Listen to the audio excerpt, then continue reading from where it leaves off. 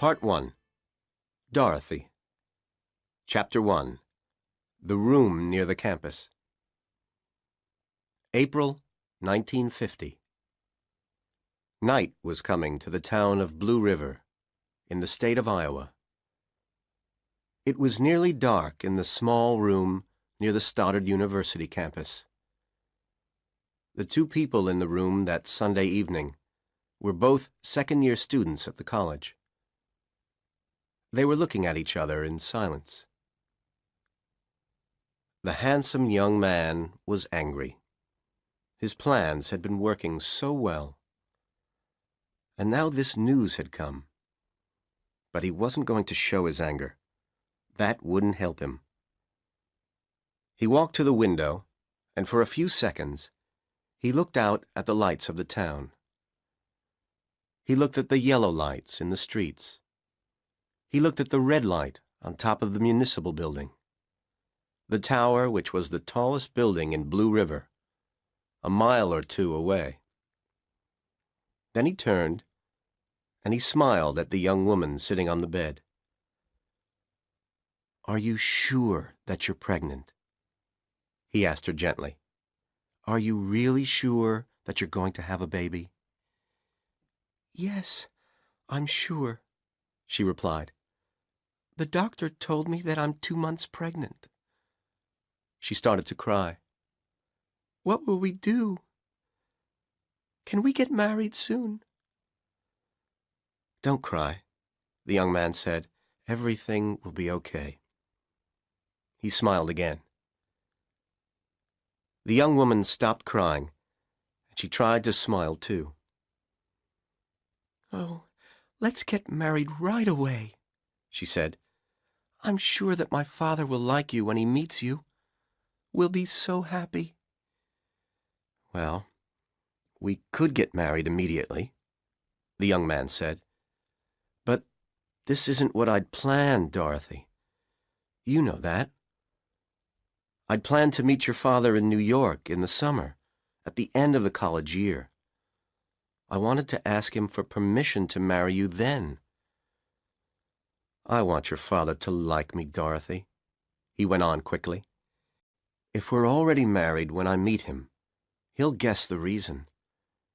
He'll guess about your pregnancy. He won't like that. He'll be angry. He'll stop giving you money. We'll be poor.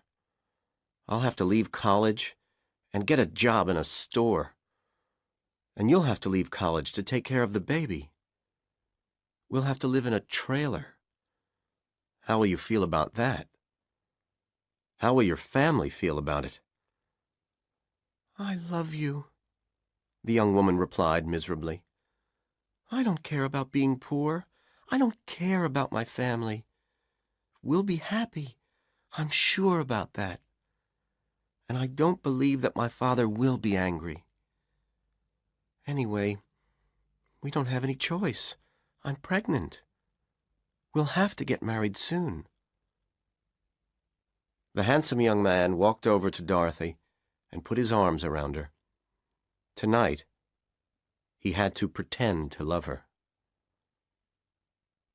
"We do have a choice," he said. "What do you mean?" the young woman whispered nervously. "I know someone who can help us," he replied. "You don't have to be pregnant, Dorothy." The young woman pushed him away from her. "You want me to have an abortion?" she said angrily. "No, I won't do it." And she started to cry again.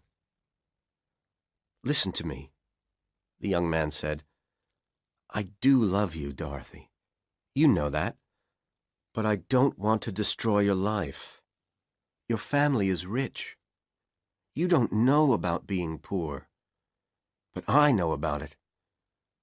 You would hate it. Listen, I want to marry you next summer with your father's permission. Then he'll go on giving you money.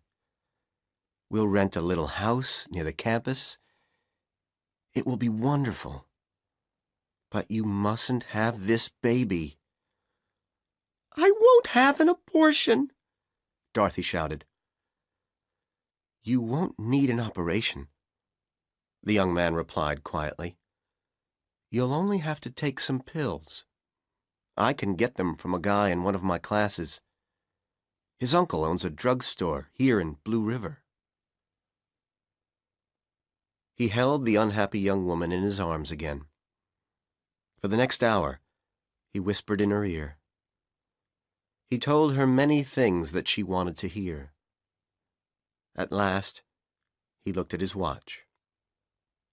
You must go back to your dormitory, he said. It's nearly 10 o'clock.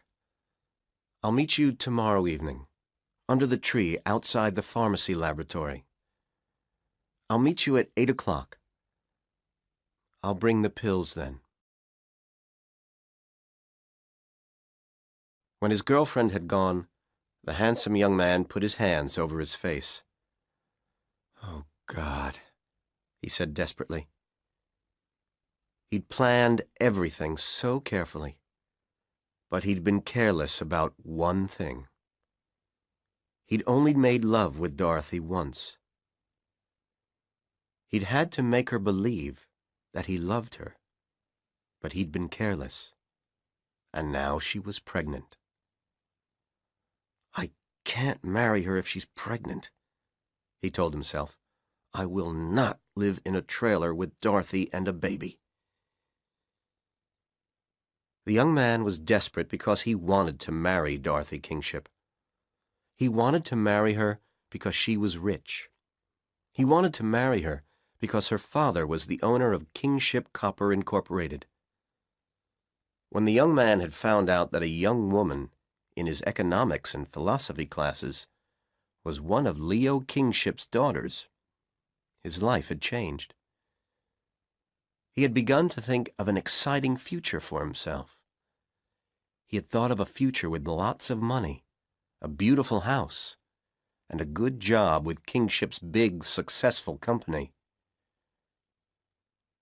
Soon after meeting Dorothy, he had written to the offices of Kingship Copper and asked for some information about the company. The Kingship offices in New York City had sent him some brochures. He kept them at the bottom of a drawer in his desk. Every night, he took the brochures out and he read them. Every night, he looked at the photos of the great Kingship smelting works in Illinois, and he read about how much money the company had earned in the last year. The handsome young man wanted a good future very much. His early life had not been easy. He had been born in the little town of Manasset, near Fall River, Massachusetts. He was an only child. He had no brothers or sisters. His parents had been poor. His mother had hated her husband because he had never had a good job. Her son had become the most important thing in her life. She was interested only in him. His father was dead now, and his mother still thought that the young man was the most important thing in her life. By the time he was 18, the young man had started to believe that all women were like his mother. Lots of women had been interested in him. They liked him because he was very handsome. Usually, they were older women with plenty of money. They had enjoyed making love with him, but their interest in him had never lasted very long. Each time, another handsome young man had replaced him after a few months. Now he hated women, but he was still happy to spend their money.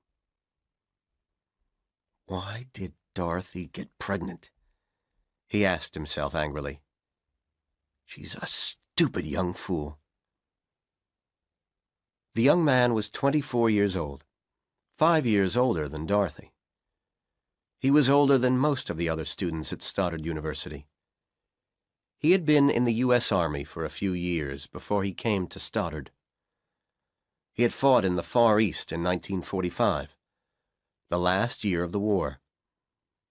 That was where he had learned that it was easy to destroy lives. Although he was angry with Dorothy Kingship, the young man suddenly felt a little sorry for her. She was a very possessive person, and possessive people were difficult people to like. The week before, Dorothy had told him about another of her boyfriends, a Stoddard student who she'd spent a lot of time with. This student had broken up with her before Christmas because she'd become too serious and too possessive about him. Possessive women frighten men, the young man thought. But he understood the reason for Dorothy's possessiveness. Her early life had been very different from his. Dorothy was not an only child. She had 2 sisters. But her parents had been unhappy, like his.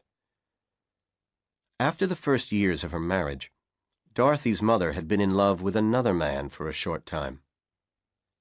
8 years later, Leo Kingship found out about this relationship. He had not been able to forgive his wife. He divorced her, although by then she was very ill. The 3 girls stayed with their father, and soon after the divorce, their mother died. Leo Kingship had never been a kind, loving father. And after her mother's death, Dorothy was afraid of being alone. She had always tried to make people like her. She still did that. Dorothy had told the handsome young man, "I'm sure that my father will like you when he meets you." But she had often talked about her father. He was a hard man. He never forgave people if he thought that they had done wrong. The young man was sure that Leo Kingship would never forgive his youngest daughter for getting pregnant. And he would never forgive her if she got married without his permission. What will I do if she won't have an abortion? The young man asked himself. There was one thing that he was happy about. He had always met Dorothy secretly. Neither of them had told any of the other students that they were meeting each other in the evenings. He didn't think that any of them knew about the relationship, and he was sure that Dorothy hadn't told her family about him yet. Although Dorothy had 2 older sisters, she didn't see them very often. The eldest sister, Marion, had a job in New York City, where Leo Kingship also lived. Dorothy never wrote to Marion or phoned her. Ellen, the middle sister, was at Caldwell College. Caldwell was 100 miles from Blue River, in the state of Wisconsin. The young man knew about the sisters because Dorothy had told him a lot about her family. And he knew that at Christmas, Dorothy had argued with Ellen. They hadn't spoken to each other since then. Dorothy won't tell anybody else about the baby, the young man told himself. If the pills work, everything will be okay.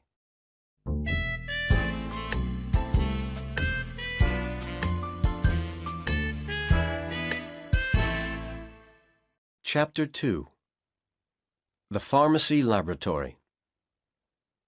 On Monday evening, the young man met Dorothy on the campus near the pharmacy laboratory. He gave her 2 white pills that he had gotten from his friend. "You must take both of them," he told her. "Take them tonight. You'll probably have a fever for an hour or 2, and you'll probably throw up. But then you'll abort the baby." "What will we do if the pills don't work?" Dorothy asked him nervously. "Don't worry, darling," the young man replied. He smiled. "If they don't work, we'll get married right away." Dorothy put the pills in her pocket. "Do you want to go to a movie tonight?" she asked. I'm sorry, I have to do a lot of work for my Spanish class, the young man said. I'll help you, Dorothy said quickly. I'll come to your room with you. Dorothy was good at Spanish. She was a student in an advanced Spanish class. No, I'll be okay, he said. Go home and take the pills now. Then you'll be okay in the morning. Dorothy didn't understand. The handsome young man wasn't good at Spanish, but usually he didn't care about it. Why did he want to do extra work for his class now? And why wouldn't he let her help him? She was puzzled. Dorothy didn't argue with him. She went back to her dormitory. She sat on her bed, and she looked at the two big white pills. I could lie to him, she said to herself. He would never find out about it. I could tell him that I'd taken the pills and that they didn't work. If I did that, he'll marry me soon. We'd be happy, whatever my father says. But Dorothy didn't want to lie to her boyfriend. They were going to get married soon, and lying wasn't a good way to start a marriage. She got a glass of water from the bathroom, closed her eyes, and took the pills. An hour later, she had a fever and a terrible pain in her stomach. After another hour, she threw up. But the next morning, she was still pregnant. On Tuesday morning, at 2 minutes after 9, the handsome young man was sitting in a lecture room on the campus. He wasn't really listening to what the philosophy lecturer was saying. He was thinking about Dorothy. Where was she? She was a philosophy student too, but she hadn't come to the lecture this morning. Was that good? The friend who had sold him the pills hadn't been sure that they would work. If your girlfriend is 2 months pregnant, it might be too late, he'd said.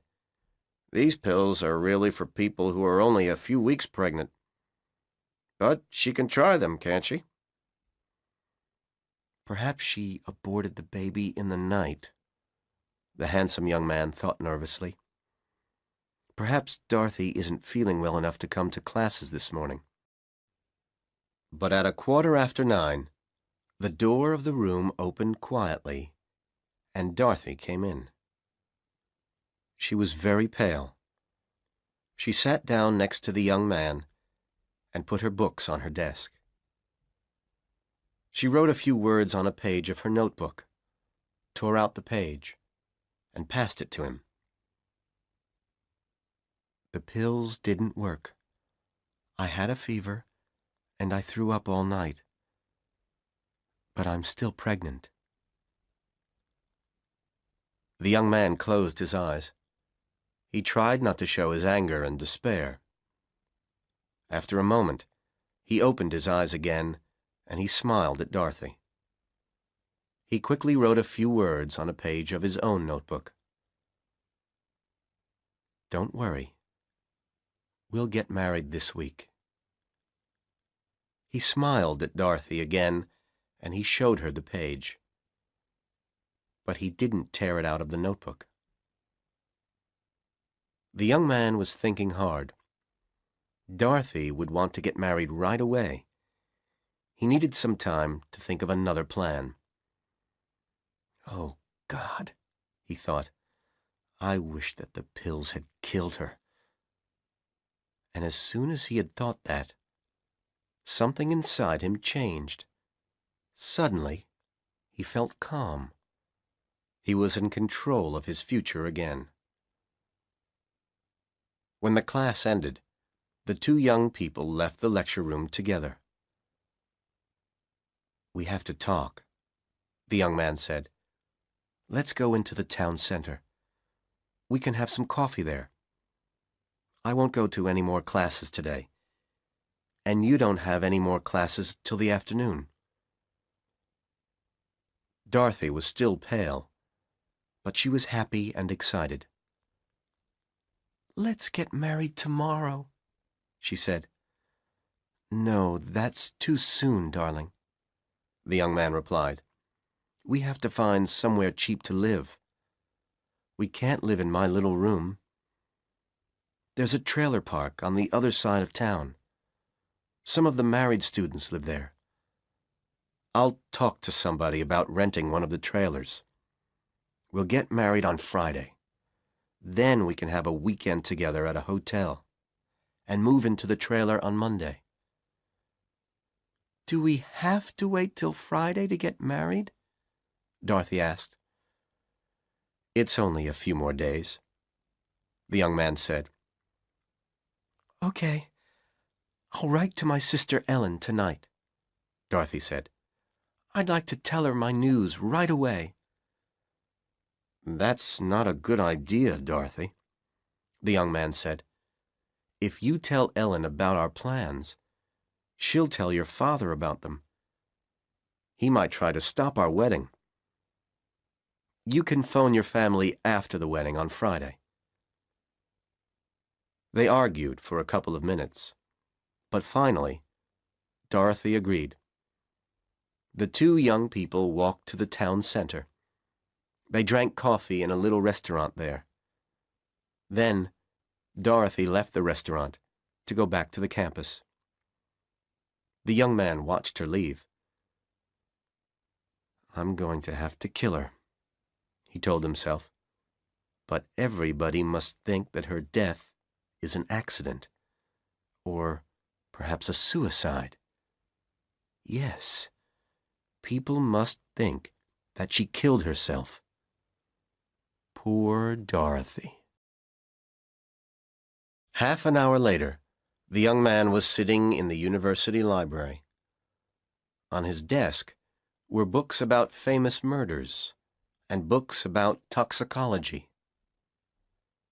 He read them quietly for a while, writing notes in his notebook. When he left the library, he had a list of 5 poisons. Any one of them would kill a person quickly. Now, he had to get a small amount of one of these poisons. Drugstores were not allowed to sell poisons, but the young man knew one place where he could get them: Stoddard University's pharmacy laboratory. The young man had never been into the laboratory, but he knew that there was a storeroom for chemicals in its basement. All the chemicals which were needed for the pharmacy students' experiments were kept there, and the final year students had keys to the storeroom. The final year students often did experiments without a teacher. The young man had to get into that room, so he'd have to pretend to be a final year pharmacy student. From the library, he walked to the campus bookstore. On the wall of the store was a list of the books which students studied for their classes. He looked at the list for a minute. Then he bought a copy of the textbook which all final year pharmacy students had to use. It was a tall, thin book with a green cover. He bought some white envelopes, too. A quarter of an hour later, the young man was standing in the basement corridor of the pharmacy laboratory. He was pretending to read the notices on a bulletin board, which was next to the locked door of the storeroom. He was holding the tall green textbook under his arm, together with a notebook and the envelopes. He wanted one of the real pharmacy students to open the storeroom door for him. But that wouldn't be a problem. There were hundreds of pharmacy students. Soon, one of them would come to the storeroom. The student wouldn't recognize the young man, but this wouldn't be a problem either. They couldn't all know one another. There were 3 large final-year pharmacy classes. Whoever came to the storeroom would see the young man standing in the corridor, with the final year textbook. Whoever came would think that he was a final year student, but a student in a different class. The young man told himself this, and he tried to look calm and relaxed. But he was very nervous. He didn't plan a murder every day. After a few minutes, a pretty female student came along the basement corridor. She took a bunch of keys from her purse. At the same moment, the young man took his own bunch of keys from his pocket and pretended that he was trying to find the key to the storeroom. The pretty young woman smiled at him. "I'll open the door," she said. And a moment later, they were both inside the storeroom. All around the room were shelves full of bottles. The bottles contained chemicals. Some of the chemicals were powders, and some were liquids. Each bottle had a white label with black letters, which identified the contents. Some of the labels also had the picture and the word poison in red letters. The young man put the green textbook and his notebook on a desk. He opened them, and he pretended to read and take notes. Soon, the young woman had found what she wanted. She put some powder from one of the bottles into a small glass container. Then she went to the door. "Goodbye," she said as she left the room. As soon as she had gone, the young man started to read the labels on all the bottles. In a minute, he had found the bottle that he was looking for. White arsenic, AS406. Poison was written on the label. He opened the bottle, and he poured some of the powder into one of his envelopes. Then he found a bottle of empty gelatin capsules, and he put a few of them into another envelope.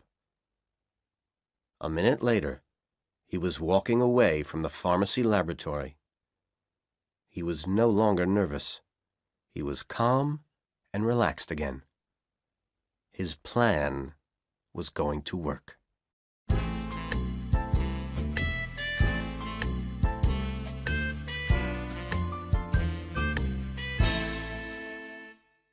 Chapter 3. The Note.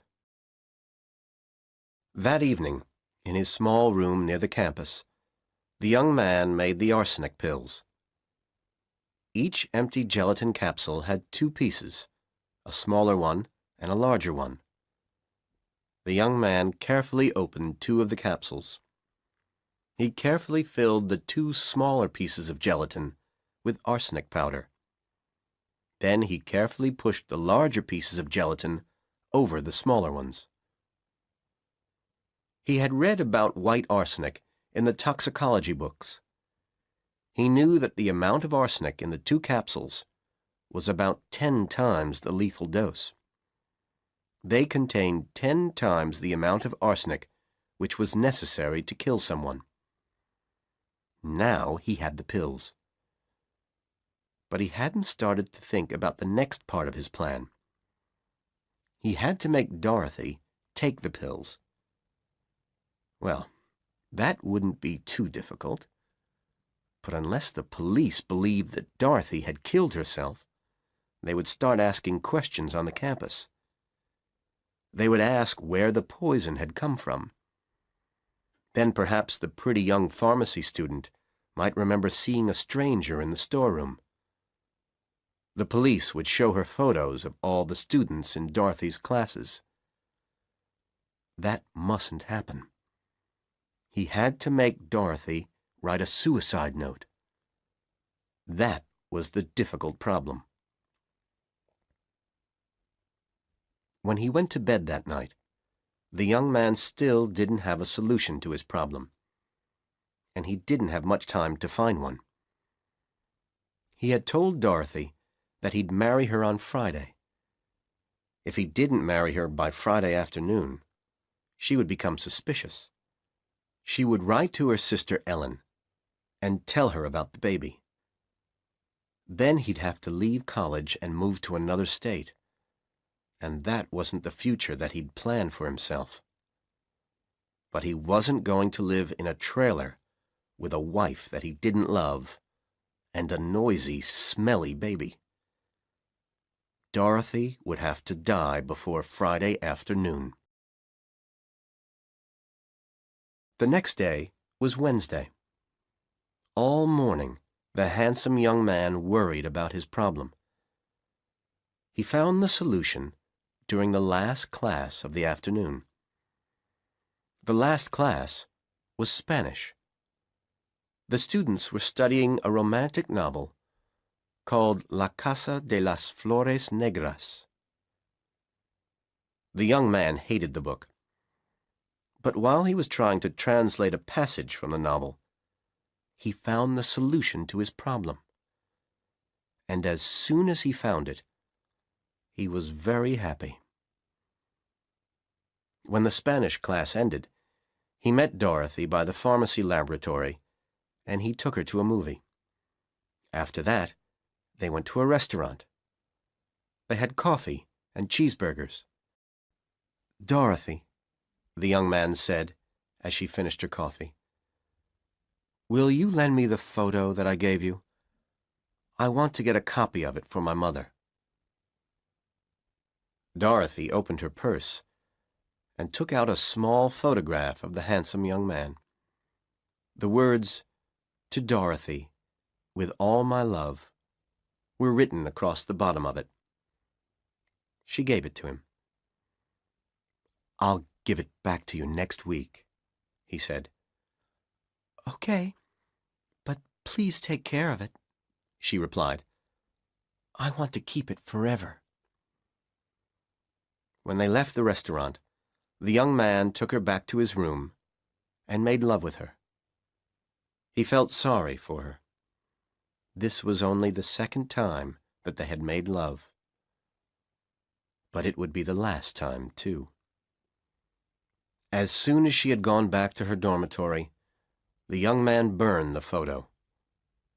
He didn't want the police to find anything that connected him with Dorothy. The young man's first class on Thursday was economics. Dorothy was a student in this class, too. She came into the room as the lecturer was starting to speak. She sat next to the young man, and she smiled at him happily. The young man wrote some words on a page of his notebook. He showed them to Dorothy. "Please take notes for me. I have to finish some Spanish translation for my class this afternoon." Then, for 20 minutes, he pretended to write a translation of a passage from La Casa de las Flores Negras in his notebook. At the end of that time, he stopped writing, and he looked very puzzled for a minute. Then the young man tore a small piece of paper from his notebook. He quickly drew a picture of Dorothy on one side of it. Then he turned it over. On the other side, he wrote some words. "Can you help me? I don't understand this." "Querido, espero que me perdonares por la infelicidad que causaré. No hay ninguna otra cosa que puedo hacer." He passed the piece of paper to Dorothy. She read the words quickly. Then she turned the paper over. She was going to write the translation on the back, but she saw the drawing, and she smiled.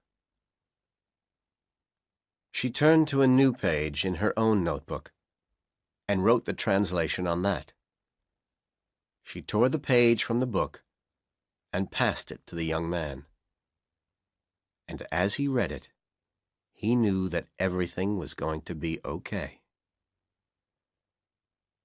"Darling, I hope that you will forgive me for the unhappiness that I will bring to you. There is nothing else that I can do. Now, he had Dorothy's suicide note. During the afternoon, the young man went to a room on the campus where there were several typewriters. Any Stoddard student could use these. He typed an address on one of his white envelopes.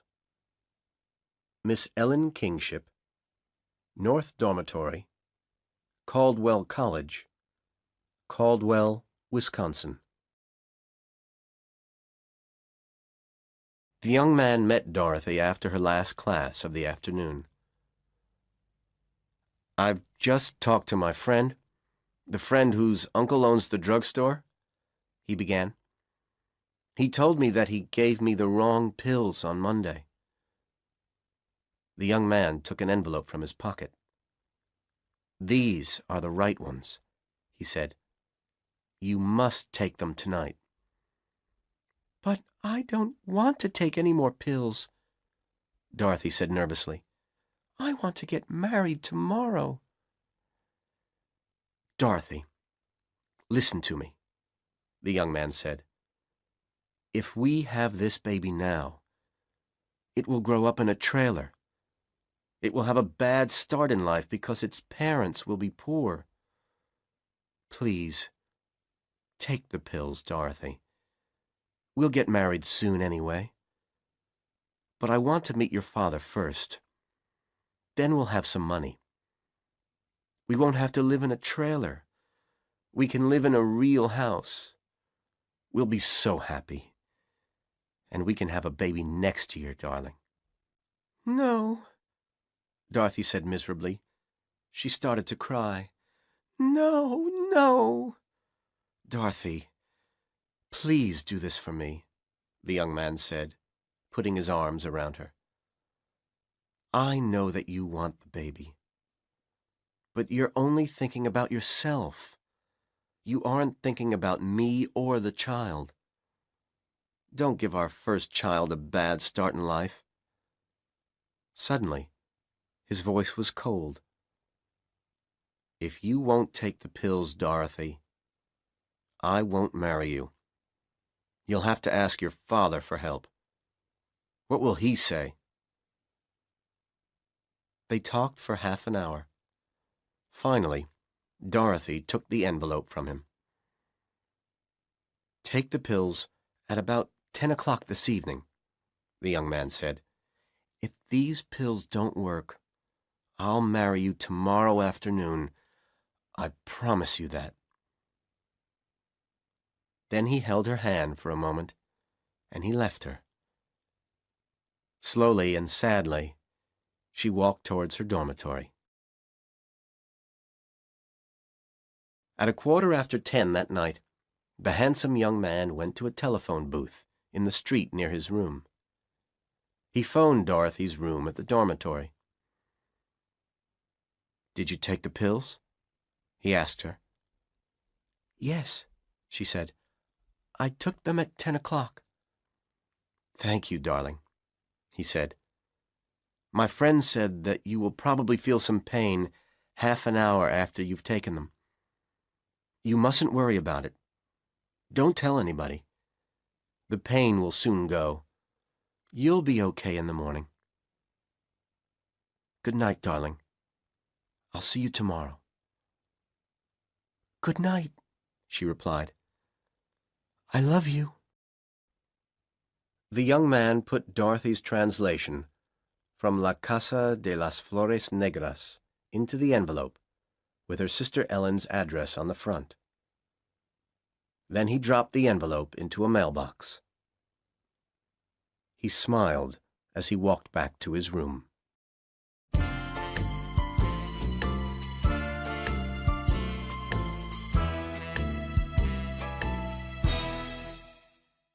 Chapter 4.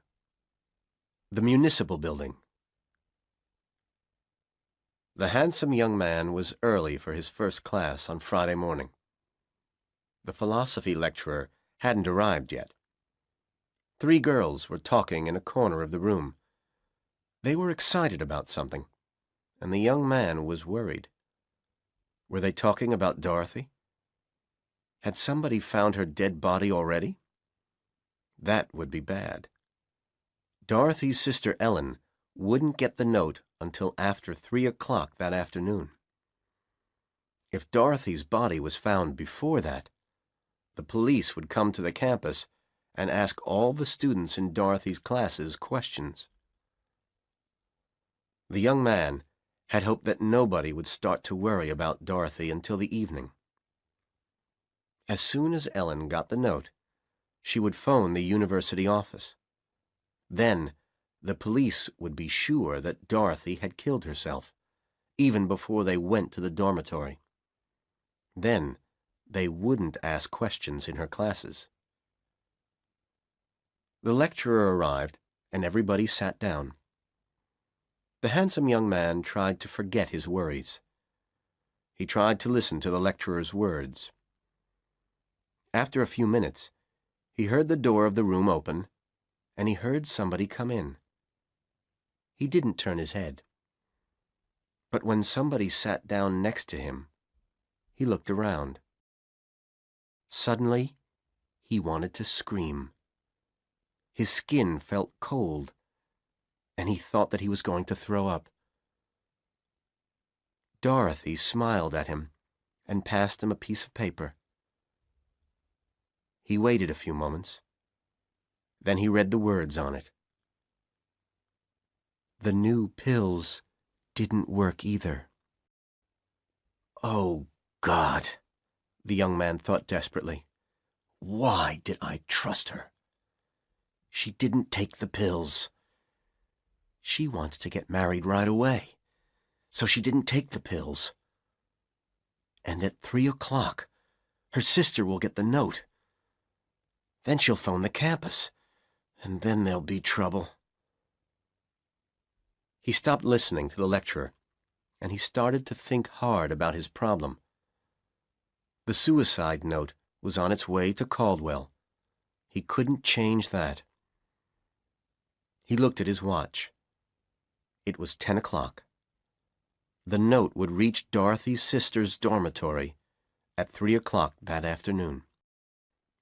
So in the next 5 hours, Dorothy has to die, the young man told himself. And everybody must think that she killed herself. What can I do? But soon, he had an idea, and he felt calm again. Dorothy believed that she was going to be married that afternoon, and people in Blue River often got married at the municipal building. The Marriage License Bureau was there. People had to go to the bureau to get a license before they could be married. And there was a judge's office in the building, too. If two people didn't want to marry in a church, the judge could marry them as soon as they had their license. And the municipal building is the highest building in the town, the young man thought. It's 14 stories high. If someone jumped from the top of it, they would certainly die. At the end of the philosophy class, the young man spoke quickly to Dorothy. "We'll get married today, darling," he said. "Will you wait for me by the pharmacy laboratory? I have to call somebody. I won't be long. Then we can make our plans." The young man went to a phone booth. He asked the operator for the number of the Marriage License Bureau. He dialed the number. "Is this the Marriage License Bureau?" he asked when somebody answered. "When is the bureau open today, please?" The clerk told him that the bureau would be open until 12 o'clock, and then from 1 o'clock to 5 o'clock in the afternoon. The bureau would be closed for an hour between 12 and 1. That was when the clerks went out for their lunch. A few minutes later, the young man met Dorothy outside the laboratory. She looked nervous. He smiled at her. "We'll get married right away, darling," he said. "Don't worry about the baby. Everything will be okay." "Oh, I'm so happy that you aren't angry about the baby," she replied. "I want to marry you so much." "We have to go to the municipal building to get the license," the young man said. "Let's go there at about 12:30. You'll have to show a clerk your birth certificate. Don't forget to bring it." "Okay. I have to get some clothes from the dormitory, and I have to buy some gloves," Dorothy replied. "I'll meet you here at 12:15. She kissed him, and she walked quickly away. When Dorothy met him again, she was wearing a beautiful green suit, a green belt, a white blouse, a blue scarf, and white gloves. She had put on some bright red lipstick. "My birth certificate is in my purse," Dorothy said. "I'm so happy." They rode on a bus towards the town center. It was 20 to 1 when they arrived at the municipal building. As they reached it, the young man saw something that worried him. He'd never looked at the building carefully before. Now he saw that the sides of the 14-story tower were not completely straight. Stories 7 to 12 weren't as wide as stories 1 to 6, and the top 2 stories weren't as wide as stories 7 to 12. If the roof of the 12th story is very wide, I might have a problem, the young man told himself. Everything is going wrong today. The two young people entered the building. In the lobby, they looked at a list of the offices on each story. The Marriage License Bureau was on the 6th story. They got into an elevator, and they went up. They got out of the elevator at the 6th story, and they quickly found the door of the Marriage License Bureau. There was a sign on the door. The bureau was closed until 1 o'clock. "I'm sorry, Dorothy," the young man said. "I'm so stupid. Why didn't I check?" Then he smiled. "I have an idea," he said. "Let's try to get up to the roof. The view from there must be wonderful." They walked back to the elevator, and they went up to the 14th story. When they got out, they saw an iron door opposite the elevator. The young man pulled it open. Beyond the door were some iron stairs.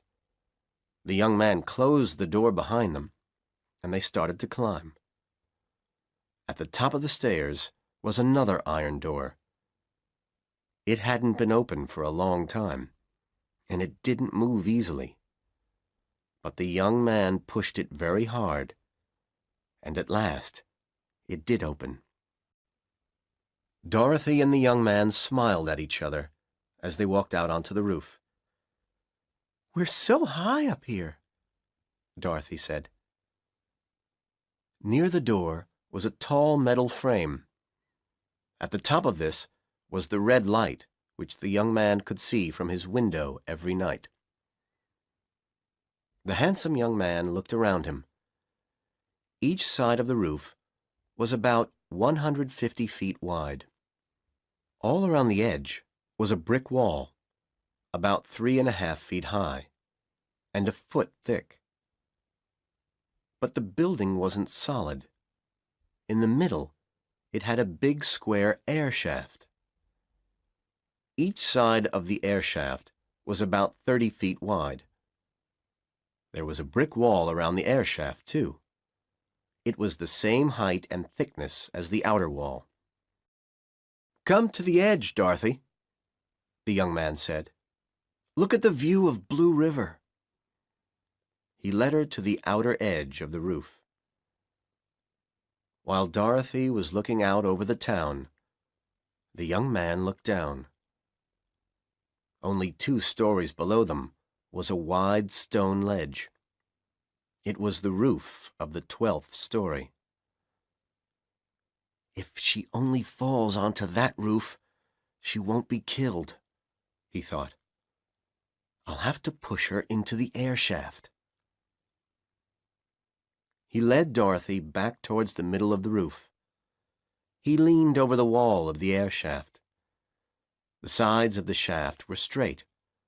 He could see the ground, 14 stories below him. Suddenly, he felt good. Nothing else will go wrong, he told himself. Everything will be okay now.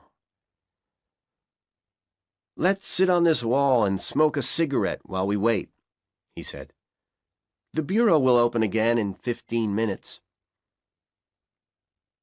He took Dorothy's purse, and he put it down near the wall. He lifted her up until she could sit on the wall. Then he got up too and sat beside her. He lit cigarettes for both of them.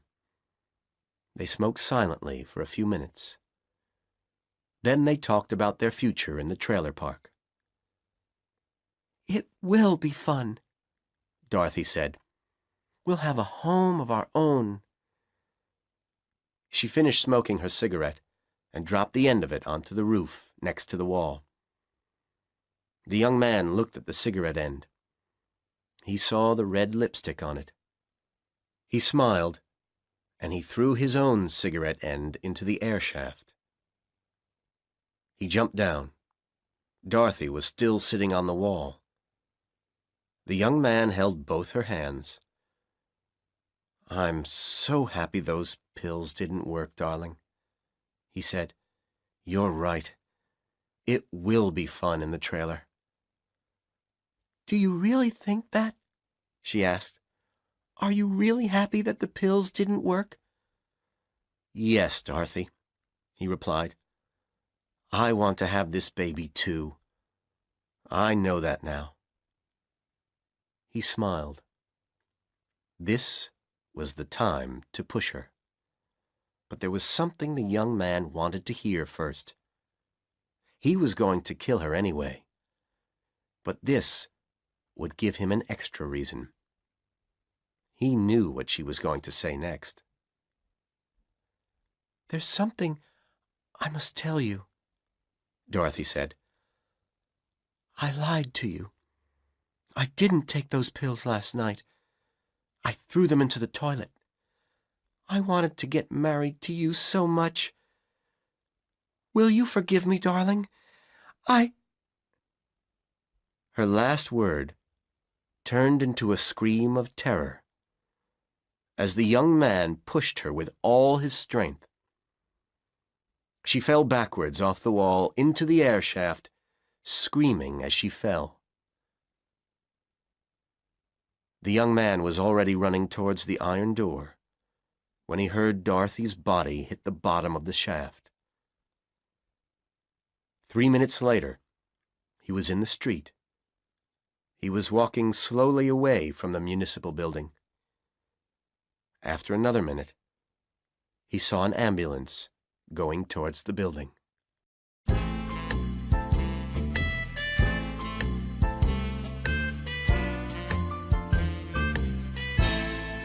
Part 2. Ellen. Chapter 1. On the Train. March 1951. It was 9 o'clock in the morning.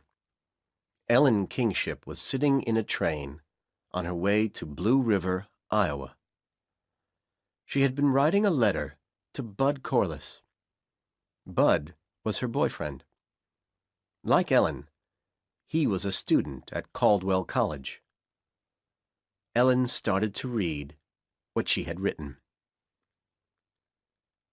Dear Bud, I'm going to be away from Caldwell for a few days. Please don't worry about me. I have decided to travel to Blue River. There's something I have to do there. Perhaps I should have told you about it before I left. I didn't tell you because I wanted to start it on my own. You asked me not to go to Blue River again. I know that you were trying to help me. I know that you didn't want me to be upset. I hope that you won't be angry with me, Bud. And I hope that you'll help me when I need your help. I've often told you how unhappy I was when my sister died nearly a year ago. And you know that since I first met you at Caldwell last fall, you have made me feel much happier. You've been so good to me, Bud. But I can't stop thinking about Dorothy. I've been thinking about her death a lot recently, and I've discovered something terrible. My sister didn't kill herself. She was murdered. You will say, that's stupid. The police said that Dorothy killed herself. The police know best. But the police don't know some things that I know now. It's true that Dorothy's death couldn't have been an accident. The wall around the air shaft of the municipal building was more than 3.5 feet high. Dorothy couldn't have fallen into the air shaft accidentally. But why did the police think that Dorothy killed herself? There were 4 reasons. 1. I had received a note from Dorothy on the day that she died. The police said that it was a suicide note. But there was something wrong about that letter. Dorothy had never called me darling. She always wrote Dear Ellen or Dearest Ellen. And the letter didn't really talk about suicide. It only said that something which Dorothy was going to do was going to make me unhappy. The letter said that she was sorry for that. 2. The police found Dorothy's purse at the top of the municipal building, and her birth certificate was in it. The police said she left the birth certificate there so that we could identify her easily. 3. The police also found the end of a cigarette with Dorothy's lipstick on it at the top of the building. They thought that she had gone to the top of the building, smoked a cigarette to make herself calm, then jumped into the air shaft. 4. The doctor, who looked at her dead body, discovered that Dorothy was 2 months pregnant. So the police thought that she had killed herself because she was pregnant. None of the newspaper reports of Dorothy's death said that she was pregnant. That was because our father paid people to keep that information out of the newspapers. The police knew that. They knew that he hated the idea of unmarried women being pregnant. So the police thought that Dorothy was afraid to tell our father about the baby. Dorothy was going to have a baby, so she must have had a boyfriend. None of her friends knew who the child's father was. They hadn't seen her with a boyfriend since Christmas. But she was 2 months pregnant in April. So she must have had a relationship with someone until February at least. My father said it isn't strange that this man hasn't told the police about his relationship with Dorothy. He must know that she was pregnant. If he talks to the police, they will say that Dorothy's death was his fault.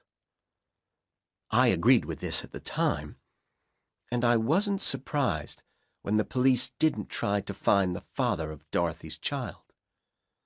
Making somebody pregnant isn't a crime in this country.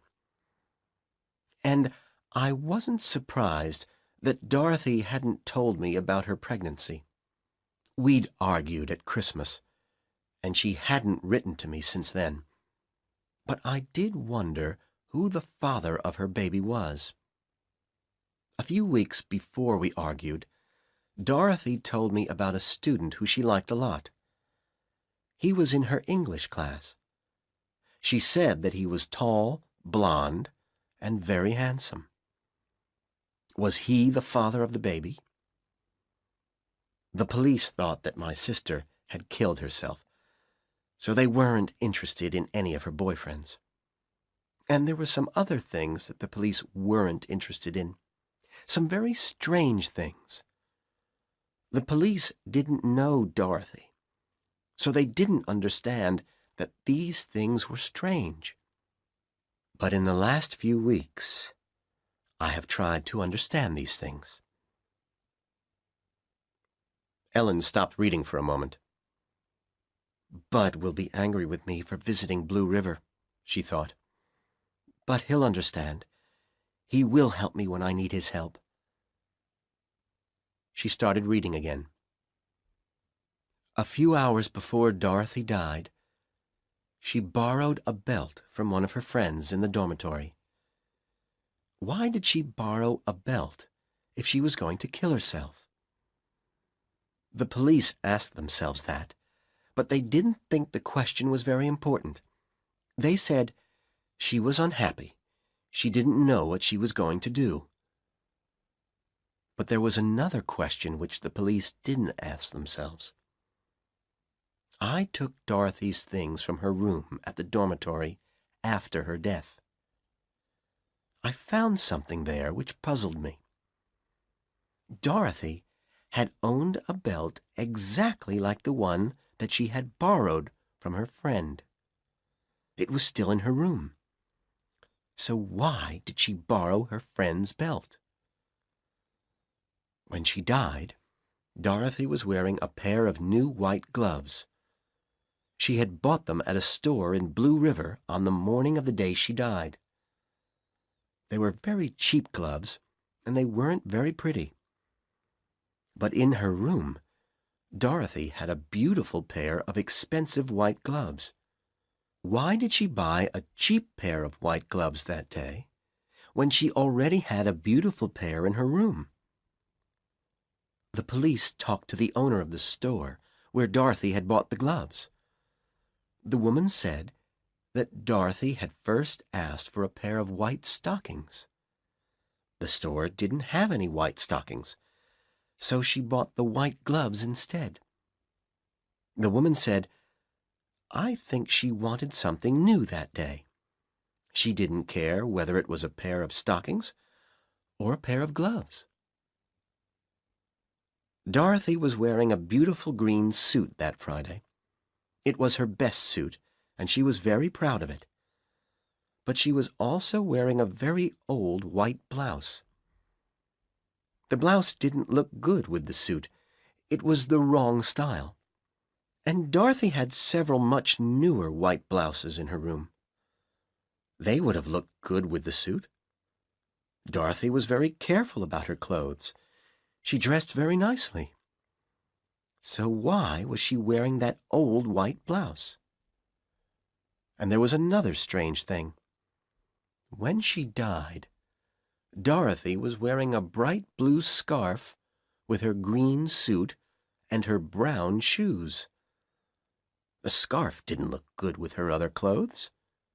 And Dorothy had some scarves in her room which would have looked good with the green suit. For weeks now, I have been asking myself these questions. Why did Dorothy borrow the belt from her friend when she already owned one exactly like it? Why was she wearing that old blouse with her new suit? Why was she wearing the blue scarf? And why did she buy a new pair of white gloves when she already had some better ones? I asked myself these questions, and I told myself, there is a message here from Dorothy. You must try to understand the message. Then, 2 days ago, I asked myself the questions in a different order. I asked myself, Why was Dorothy wearing the old blouse? Why did she buy the new gloves? Why did she borrow the belt? And why did she wear the blue scarf with her green suit? And suddenly, I did understand. Bud, do you know the old poem about what a bride has to wear on her wedding day? The poem says that if she wears these things, she will be lucky. The poem says that a bride must wear something old, something new, something borrowed, something blue. The police said that Dorothy had gone to the municipal building because she wanted to kill herself. They said she wanted to jump from a high building, and the municipal building is the highest building in the town. But I've discovered something else. The municipal building is also the building which contains the Marriage License Bureau. That's where people go if they want to get married. And if someone wants to get married, they have to show a clerk at the bureau their birth certificate. And now I've looked again at Dorothy's letter to me. Her words might be saying that she's sorry for getting married without telling me first. There's one more thing. I've discovered that the Marriage License Bureau closes between 12 and 1 o'clock each day. It was 10 minutes to 1 when Dorothy fell from the roof. I now think that this is what happened last April. Dorothy had told her boyfriend that she was pregnant. He told her that he was going to marry her. On the day she died, he told her that he was taking her to the Marriage License Bureau. Then he took her to the top of the municipal building because the bureau was closed for lunch. He waited while she smoked a cigarette. Then he pushed her into the air shaft. Well, Bud, all this is the reason why I have left Caldwell for a few days. I'm on my way to Blue River. I'm on the train now. I'm going to talk to the professor of English at Stoddard University. I'm going to be a detective. I want to find out about handsome blonde students in Dorothy's English class. I want to discover who Dorothy's boyfriend was. Don't worry about me, Bud. I'll be very careful. I've seen lots of movies where a brave girl detective discovers the identity of a murderer. She always tells him that she knows the truth about him. And he says, "Now you know the truth, so I'm going to kill you." If I find Dorothy's boyfriend, I won't talk to him, Bud. I only want to know who he is. Then I'll tell my father about all this, and my father will talk to the police. Ellen finished reading what she had written, and she looked out of the window. The train was arriving at Blue River. In the distance, she could see the municipal building. She added a few words to her letter. "I'll write to you again soon. I might know more by then. Wish me luck, Bud. Love, from Ellen."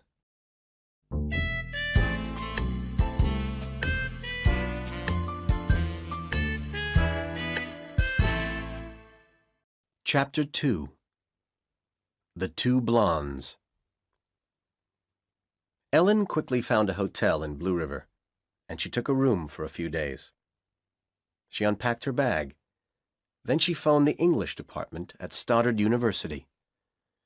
She spoke to the professor of English and told him that she was Dorothy Kingship's sister. She said that she wanted to talk to him about Dorothy. The professor remembered Dorothy, and he agreed to meet Ellen at 1 o'clock. Ellen wanted to ask the professor if there had been any handsome blonde students in Dorothy's English class. But she couldn't tell him, "I think that one of your students is a murderer." The professor wouldn't believe her. She needed to give him another reason for her questions, a reason that he would believe. She thought for a few minutes. Then she had an idea. At 1 o'clock, Ellen was talking to the professor of English. He was a kind man. He wanted to help her. "A week before she died," Ellen began, "Dorothy told me that she had borrowed some money. She'd borrowed it from one of the students in her English class. She was angry with our father, and she didn't want to ask him for the money. And she only needed it for a few weeks. Recently, I looked at all of Dorothy's checkbooks. I discovered that she didn't repay that money. Now my father and I want to repay it for her." "Yes, I understand that," the professor said. "But we have a problem," Ellen went on. "We don't know the name of the student. Dorothy didn't tell me his name. And he hasn't tried to talk to us. Maybe he didn't want to ask us for the money after Dorothy killed herself. Maybe he is a kind person who didn't want to make us unhappy." "Ah, yes, you do have a problem," said the professor. "How can I help you?" "Dorothy didn't tell me the student's name," Ellen replied. "But I know that he was in the same second-year English class as Dorothy. And she told me that he had blonde hair, and that he was tall and very handsome. If there are only a few male students from that class who are blonde and handsome, I'll try to talk to all of them." The professor thought for a moment. "Come with me," he said.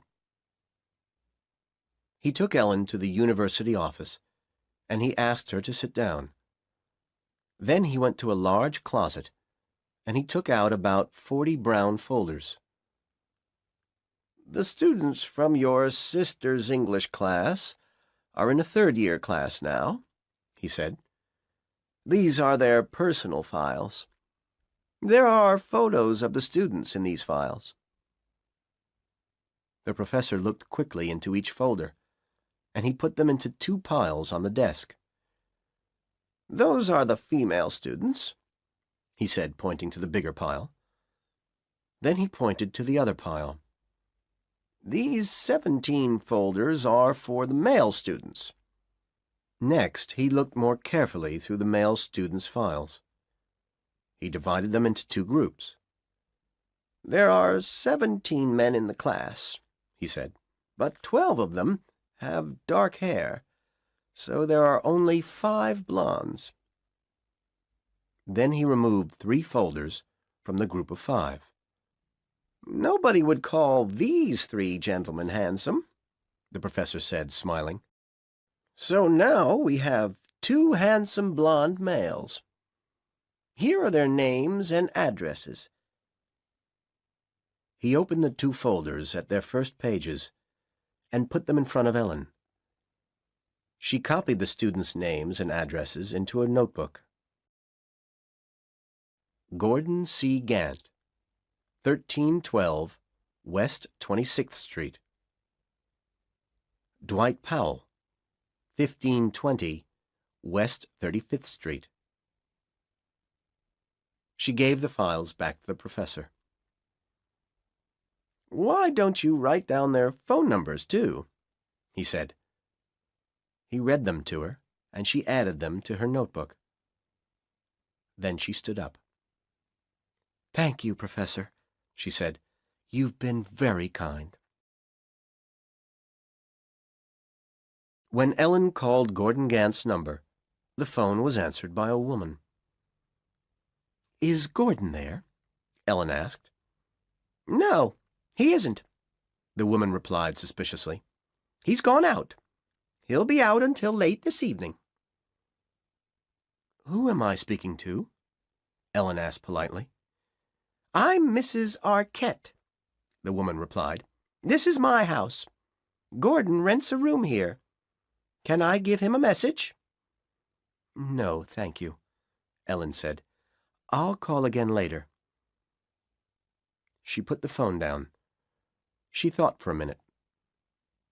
If I go to Mrs. Arquette's house, maybe she'll talk to me, Ellen said to herself. I'll pretend to be one of Gordon Gant's relatives. I'll ask this woman about Gordon's girlfriends. Maybe she'll tell me who he was meeting last winter.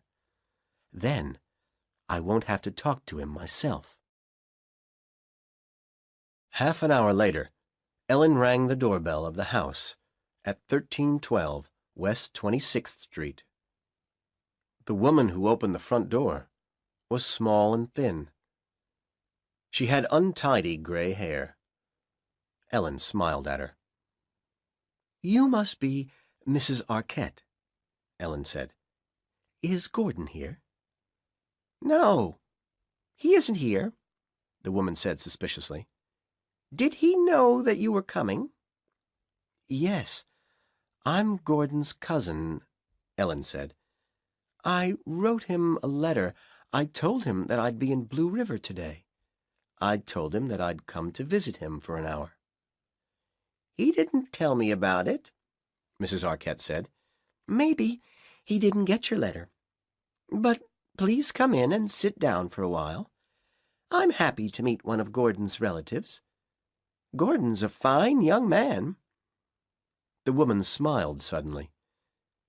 Come into the living room, she said. I'll make some coffee. Ellen followed her into the house. Gordon's at the radio station, Mrs. Arquette said when they were sitting in her living room with coffee in front of them. Did you know about his radio program? He did tell me something about it, Ellen replied.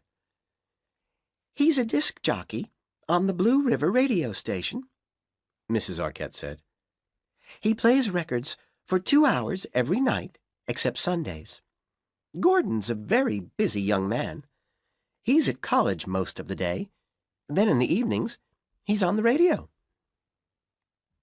Is he happy now, Mrs. Arquette? Ellen asked. I think that he was very unhappy a year ago, when I last saw him. I don't remember that, the woman replied. She thought for a moment. No, I don't remember that. I think that he'd broken up with a girl, someone he liked a lot, Ellen said. I think that her name was Dorothy. Do you remember a girl named Dorothy? No, I don't, said Mrs. Arquette. He met lots of girls, but he didn't have one special girlfriend, and I don't remember anyone named Dorothy. Suddenly, Ellen wanted to leave the house. She wasn't going to learn anything here. She stood up. Well, I'll go now, she said. Thank you for the coffee. Aren't you going to wait for Gordon? Mrs. Arquette said. He'll be back in a few minutes. In a few minutes? But you told me that he'd be out until late this evening, said Ellen. You told me that when I phoned. As she spoke the words, she knew that she had said the wrong thing. Was that you who phoned earlier? Said Mrs. Arquette. You didn't say that you were Gordon's cousin when you phoned. Gordon gets lots of calls from girls who hear him on the radio. They all want to talk to him and meet him. I always tell them that he'll be out all day. Now the woman was suspicious again. But if you thought that Gordon was going to be out all day, why did you come here? She said. I don't believe that you're Gordon's cousin. Who are you? At that moment, they heard the front door open, and someone came into the house. I'm back, Mrs. Arquette, a man's voice called. The woman ran out of the room. Ellen heard her whispering to someone. "She says that she's your cousin, but I don't believe her." Then the living room door opened, and a tall, handsome young man entered. He had short blonde hair. He looked at Ellen, and she looked at him. Then the young man smiled. "Cousin Hester," he said. "I'm happy to see you."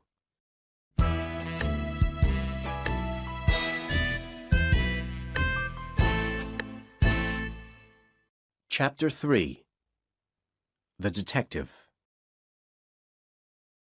Ellen ran past Gordon Gant and Mrs. Arquette, out of the front door, and into the street. She saw a taxi, and she waved her arm at it. The taxi stopped, and she jumped in. She told the driver the address of her hotel. Then she lay back in the seat. Her body was shaking. Half an hour later, sitting in her hotel room, she was feeling a little better, but she was angry with herself. "I was so stupid," she thought. Her afternoon had not been successful. She hadn't discovered anything which helped her, and now, because of the lies she had told, she wouldn't be able to speak to Mrs. Arquette again, and she wouldn't be able to speak to Gordon Gant again. "I can try to find out about the other man, Dwight Powell," she told herself. "But if I find out that Powell wasn't Dorothy's boyfriend, I'll have to go back to Caldwell. Because if Gordon Gant is the murderer, he won't let me discover anything new. He'll know what I'm trying to do. And if he is the killer, he might try to kill me." From her purse, she took the letter which she had written to Bud on the train. She put it on a table by the window. She had decided to add a few more lines to it before she mailed it. At that moment, someone knocked on the door of her room. "Clean towels for you," said a high female voice. Ellen opened the door. "Hello again," said Gordon Gant. "I can pretend to be someone else, too." He pushed past her into the room and closed the door behind him. "Please don't shout for help," he said. "If you do, I'll tell the police about your visit to Mrs. Arquette's house. I won't hurt you. I followed your taxi here because I want to know what's happening. Why were you pretending to be my cousin? Why did you ask Mrs. Arquette those questions about me?" "I can't tell you," Ellen said. "Please, leave me alone." She was terrified. But as she spoke, Gant saw the letter on the table by the window. He picked it up, ran into the bathroom, and locked the door. Ellen started to cry. "Please don't read that letter," she said miserably through the door. "It's private." Gant didn't reply.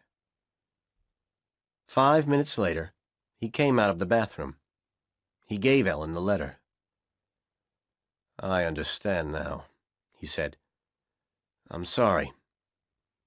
Am I on your list of handsome blonde students?" "Yes," said Ellen quietly. "What's your name?" Gant asked her. "Please, tell me." "I'm Ellen Kingship," she replied. "Listen to me," Gant said. "I didn't know your sister. I saw her in English class. But until she died, I didn't know her name. I didn't kill her. There were other blonde men in that class, Ellen. But I'd like to help you. Will you let me help you?" He smiled at her. Ellen wanted to believe his words, but she had to be sure. The man who killed her sister must have been a good actor, because Dorothy had trusted him. Perhaps Gordon Gant was acting now. "No," she replied. I can't let you help me. There was a book on the table next to the bed. Gant picked it up. You don't trust me, he said. But I swear on this Bible that I didn't kill your sister. No, I don't trust you, Ellen said. If you had killed her, you'd swear on 20 Bibles that you weren't the murderer. That's true, Gant replied sadly. Okay, I'll go now. After Gordon Gant had left, Ellen thought about him. Gant hadn't tried to hurt her, and she didn't really believe that he was the murderer. Dwight Powell was probably Dorothy's killer. She had to find out about him. She sat down with her letter to Bud. She picked up a pen and wrote the address of her hotel after her signature. Then she added a few lines to the letter. I've got a nice room in this hotel in Blue River. The professor of English was very helpful. I think that I know now who killed Dorothy.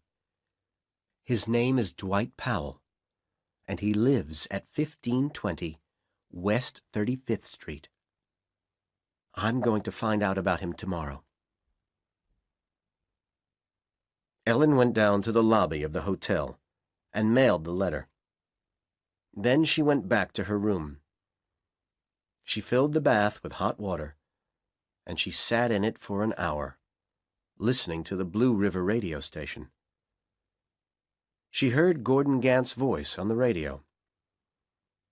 And when she heard him say, "The next record is for my good friend Ellen from Caldwell," she smiled.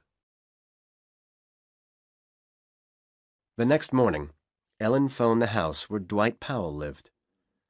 The owner of the house answered the phone. "Dwight is working this morning," the woman said when Ellen asked for Powell.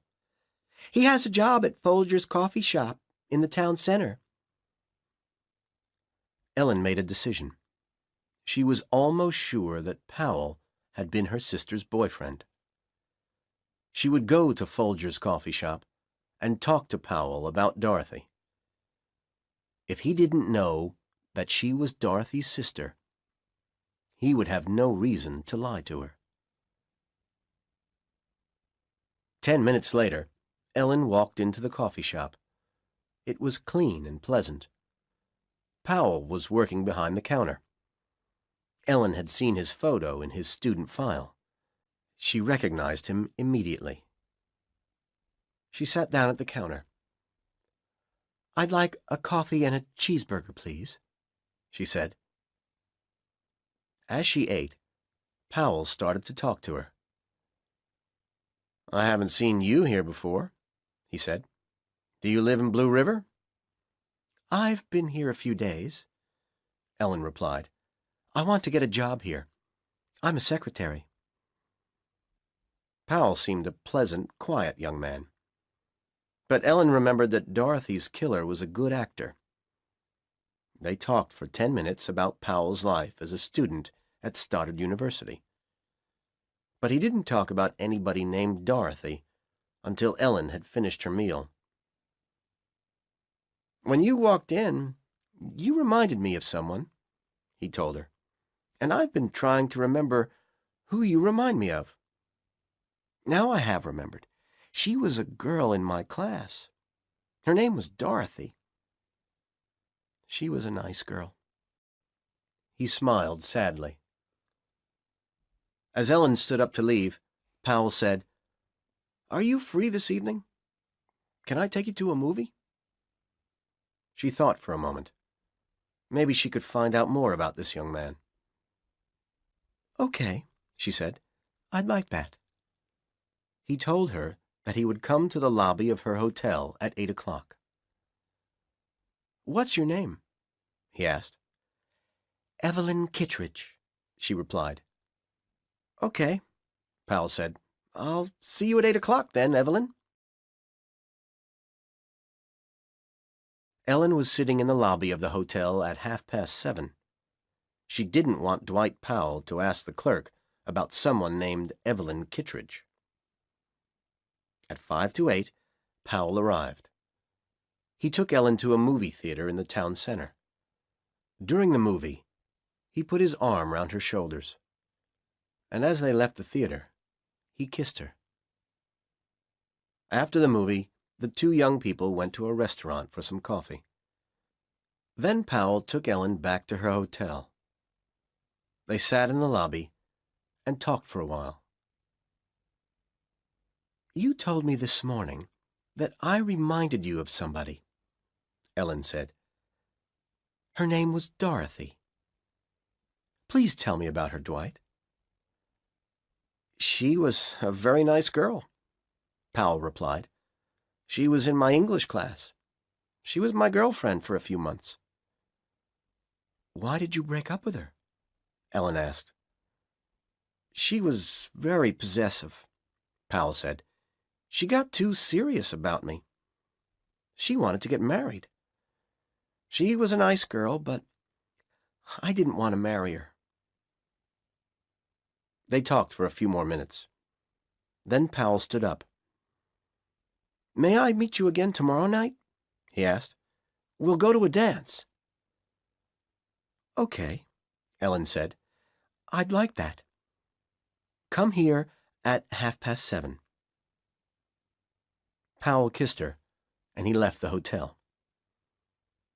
Ellen went to her room. She was in bed when the phone rang. She picked it up. She heard Gordon Gant's voice. "I've been worried about you," Gant said. "I thought you might be in danger. Have you talked to any other handsome blonde English students?" "Yes," Ellen replied. "I talked to Dwight Powell.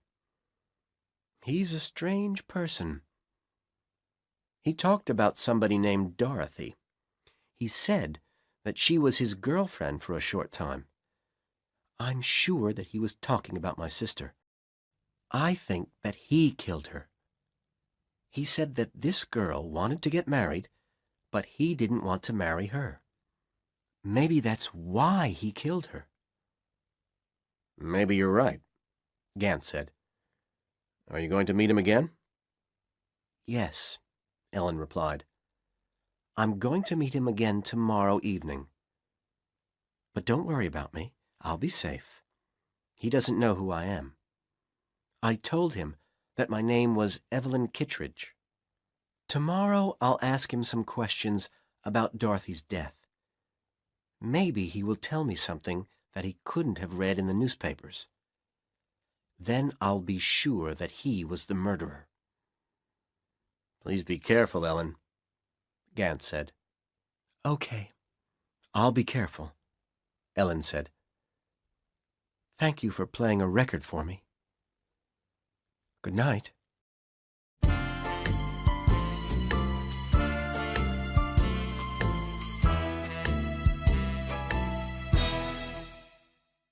Chapter 4. On the Roof. The next afternoon, Ellen went to the Blue River Municipal Library. She stayed there for several hours. She read all the reports of Dorothy's death that had been printed in the Iowa newspapers. If Dwight Powell told her anything about Dorothy's death that hadn't been printed in the papers, she would know. She would know that he was the killer. That evening, Ellen was again waiting in the lobby of the hotel when Dwight Powell arrived. "I'm sorry, Dwight," she said to him. "I can't go to a dance this evening. I have to visit an attorney in the municipal building. He might have a job for me. He told me that he'd be there until 8:30. Will you come with me, please? I won't have to talk to the man for long. After I've seen him, we can come back here and have a few drinks together." "Okay, Evelyn," Powell said. "I'll go." He didn't look happy. Ellen and Powell got out of the elevator at the 14th story of the municipal building. The attorney's office is room 1405, Ellen said. It must be around the corner. She started to walk along the corridor, and Powell followed her. She had phoned the office that afternoon. The attorney's secretary had told her that the office closed at 5 o'clock. She hoped desperately that nobody would be there now. They soon found room 1405. A sign on the door said, Frederick Clausen, attorney. But the office was closed, and there were no lights on inside. Ellen looked at her watch angrily. "It's only 8 o'clock," she said. "When I spoke to Mr. Clausen on the phone this afternoon, he told me that he would be here until 8:30. I'll have to come back tomorrow." They walked back along the corridor. Then suddenly, Ellen pointed to an iron door opposite to the elevator. "That must be the way to the roof," she said. "Let's go up there, Dwight. The view will be wonderful at night. I want to look at the stars." "Why don't we go to the dance, Evelyn?" Powell said nervously. "We still have the time to do that." "No, I want to go to the roof," Ellen said. She opened the door, and she started to run up the iron stairs. Powell followed her slowly. A minute later, they were on the roof. Ellen was looking up at the night sky. "Isn't it a beautiful night?" she said to Powell. "The moon is so big. There are so many stars. Don't you love it up here, Dwight?" "I don't like high places, Evelyn," Powell replied miserably. "I don't feel safe up here." Ellen walked to the outside edge of the roof and looked over the wall. "Are you afraid of falling, Dwight?" Ellen said. "I heard that one of the Stoddard students was killed here last year. I read that she fell from the top of this building. Did she only fall 2 stories onto that roof? Did that little fall kill her?" "She didn't fall," Powell said quietly. "She jumped. And she didn't jump there. She jumped into the air shaft." Ellen's skin felt cold. "He knows something about Dorothy's death," she thought. "But he could have read that in the newspapers." "Did you know the girl who died, Dwight?" she said aloud. "Please, Evelyn, I don't want to talk about it," Powell replied. "But did you know her?" Ellen asked again. Powell waited a moment before he spoke. "Yes," he said sadly. "I knew her. She was the girl that I was telling you about yesterday. She'd been my girlfriend. I've always thought that Dorothy's death was my fault. I broke up with her because she was getting too serious. Then, a few months later, she killed herself." Suddenly, Ellen was very angry. She wasn't afraid of this man. "You're lying!" she shouted. "Dorothy didn't kill herself. You murdered her. You made her pregnant, and then you killed her. You pushed her into that air shaft." Powell was frightened now. Ellen could see that. But he was puzzled, too. "Pregnant?" he said. "Was Dorothy pregnant? I didn't know that. The newspapers didn't say that she was pregnant? Is that why she killed herself? Oh, God, that's terrible." "She didn't kill herself," Ellen screamed. "You killed her. You killed my sister." "Your sister?" Powell said. "Who are you? Why have you brought me here?" "My name is Ellen Kingship," Ellen said, "and I brought you here because I want to know the truth. Don't try to kill me, too. Somebody knows that I'm here with you. If we don't go down to the street in the next 5 minutes, he'll phone the police." "I won't try to kill you, Miss Kingship," Powell said sadly. "I've never killed anybody. Please tell me something. How long had Dorothy been pregnant?" "You know how long she'd been pregnant," Ellen shouted. "She was 2 months pregnant when she died. That's why you killed her." 2 months, Powell said quickly. "Oh. Then the baby wasn't mine, Miss Kingship. I broke up with Dorothy before Christmas 1949. In January 1950, I went to college in New York City for a year. I wanted to get away from Blue River. I didn't want to see Dorothy again. I was in New York when she died. I can prove that. Someone else made Dorothy pregnant that winter." Suddenly, all Ellen's anger disappeared. She believed him. I'm sorry, Dwight," she said. "I'll take you back to your hotel," Powell said quietly. Half an hour later, Ellen and Powell were sitting in a quiet corner of the hotel lobby. There were screens around their little table. They didn't see the man who was sitting at a table on the other side of one of the screens. The tall man in a dark coat and a hat, who was listening to their conversation. They were still talking about Dorothy, but now Ellen was sure that Powell wasn't her sister's killer. "A few days after I broke up with Dorothy, I saw her with another student," Powell said. "He was tall and handsome. He looked a little like me. Somebody told me that Dorothy had been to the movies with him a few times. We had broken up, and Dorothy wanted someone to love her. She wanted that very much. I wasn't surprised that she found someone else so quickly." "Who was he, Dwight?" Ellen asked.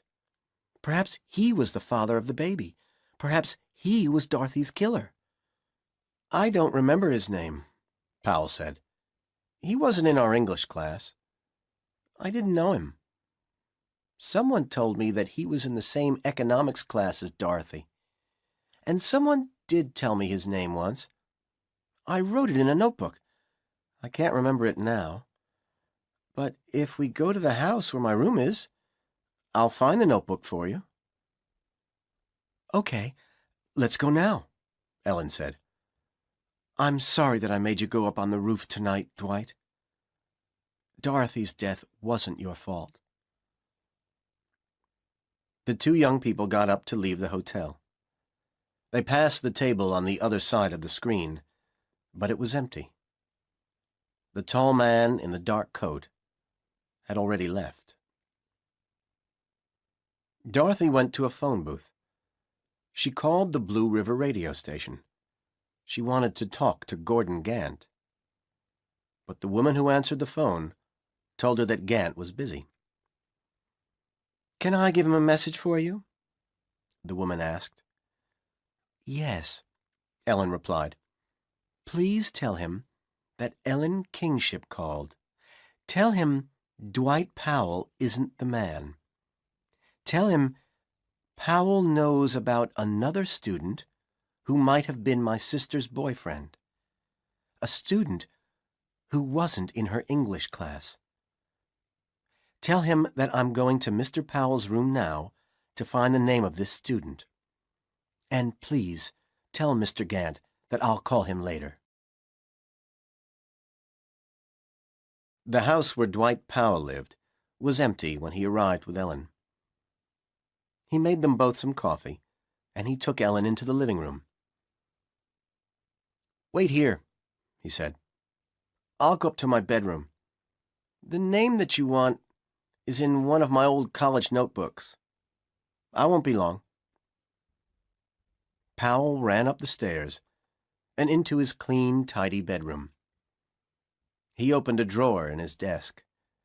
and he took out a pile of notebooks. He started to look through them. "The name's in one of these," he said to himself. There was a tall closet in one corner of the room. Powell didn't see its door opening slowly. He didn't see Dorothy Kingship's killer inside the closet. He didn't see the man who was aiming a gun at him. Ellen heard a loud noise in the room above her. She ran out of the living room and towards the stairs. At the top of the stairs, she saw a tall, handsome man. She didn't see the gun in his hand. She didn't see it, because she was looking at his smiling face. "Darling, what are you doing here?" she asked him. "What's happened to Dwight?" "I asked you not to come to Blue River, Ellen," Bud Corliss said. "You should have listened to me." Then he shot her 3 times. The third shot ended her scream of terror.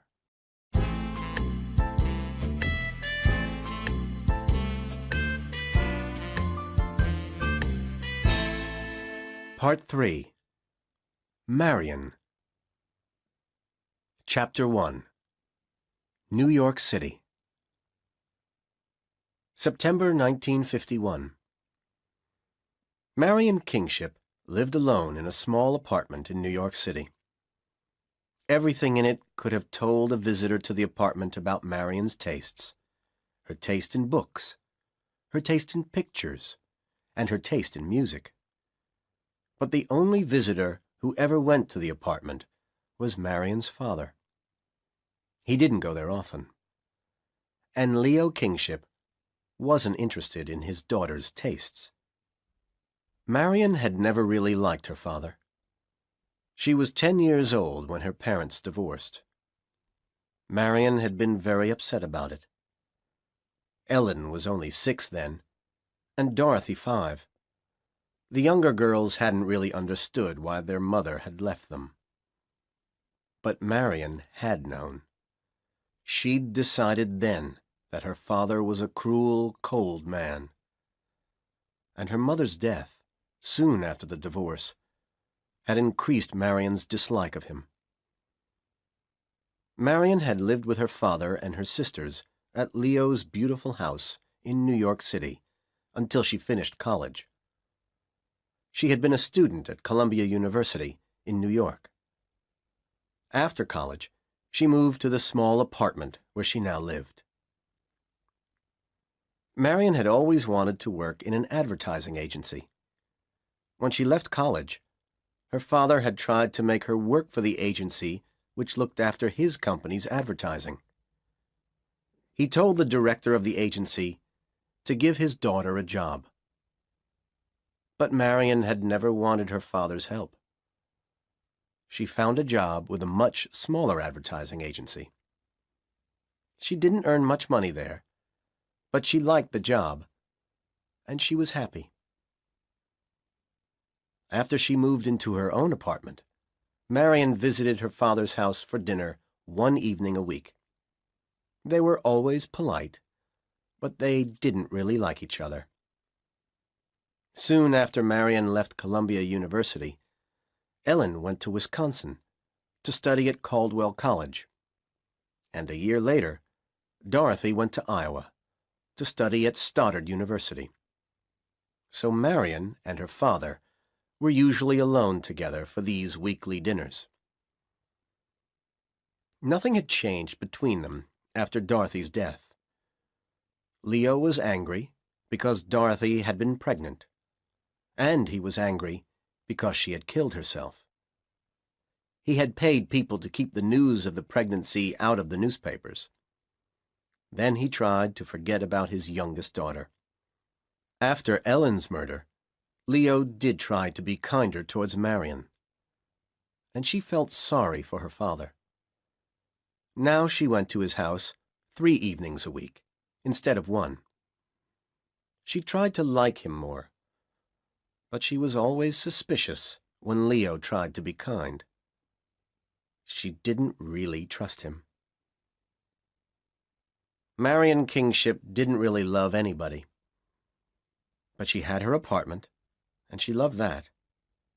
Every Saturday she spent the day cleaning it, and she often dreamed that one day a good, kind man would visit her there. Someone who would love her and take care of her. Will he ever come? She often asked herself. One Saturday morning in September, Marion was cleaning her apartment. She was cleaning a table, and she was looking up at her copy of Charles Demuth's painting, My Egypt, which hung on the wall above it. Demuth was her favorite painter, and My Egypt was her favorite painting. The phone rang. Marion answered it. "Hello," she said. "Hello," said a man's voice, which Marion did not recognize. "Are you Marion Kingship?" "Yes," Marion answered. "Who are you, please?" "My name's Burton Corliss. Bud Corliss," the man replied. "I knew your sister, Ellen." "Yes, Ellen told me about you, Mr. Corliss," Marion said. Marion remembered Ellen's excitement when she had spoken about this man at Christmas. "I love him so much, Marion," her sister had said. "He's so good and kind." "I'd like to meet you, Miss Kingship," Bud Corliss said gently. "I have a book which belonged to Ellen. She lent it to me a week before her death. I'd like to give it to you. May I bring it to your apartment?" Marion thought quickly.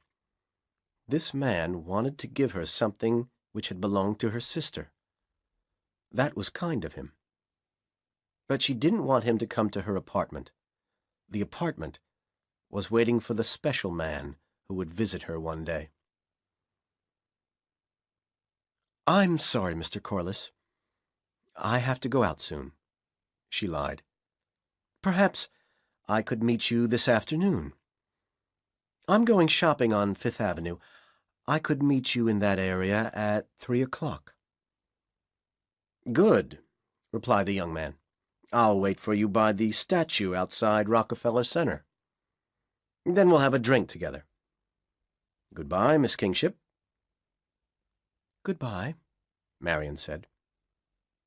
She put down the phone. Marion wasn't happy about the phone call. Saturday was her special day.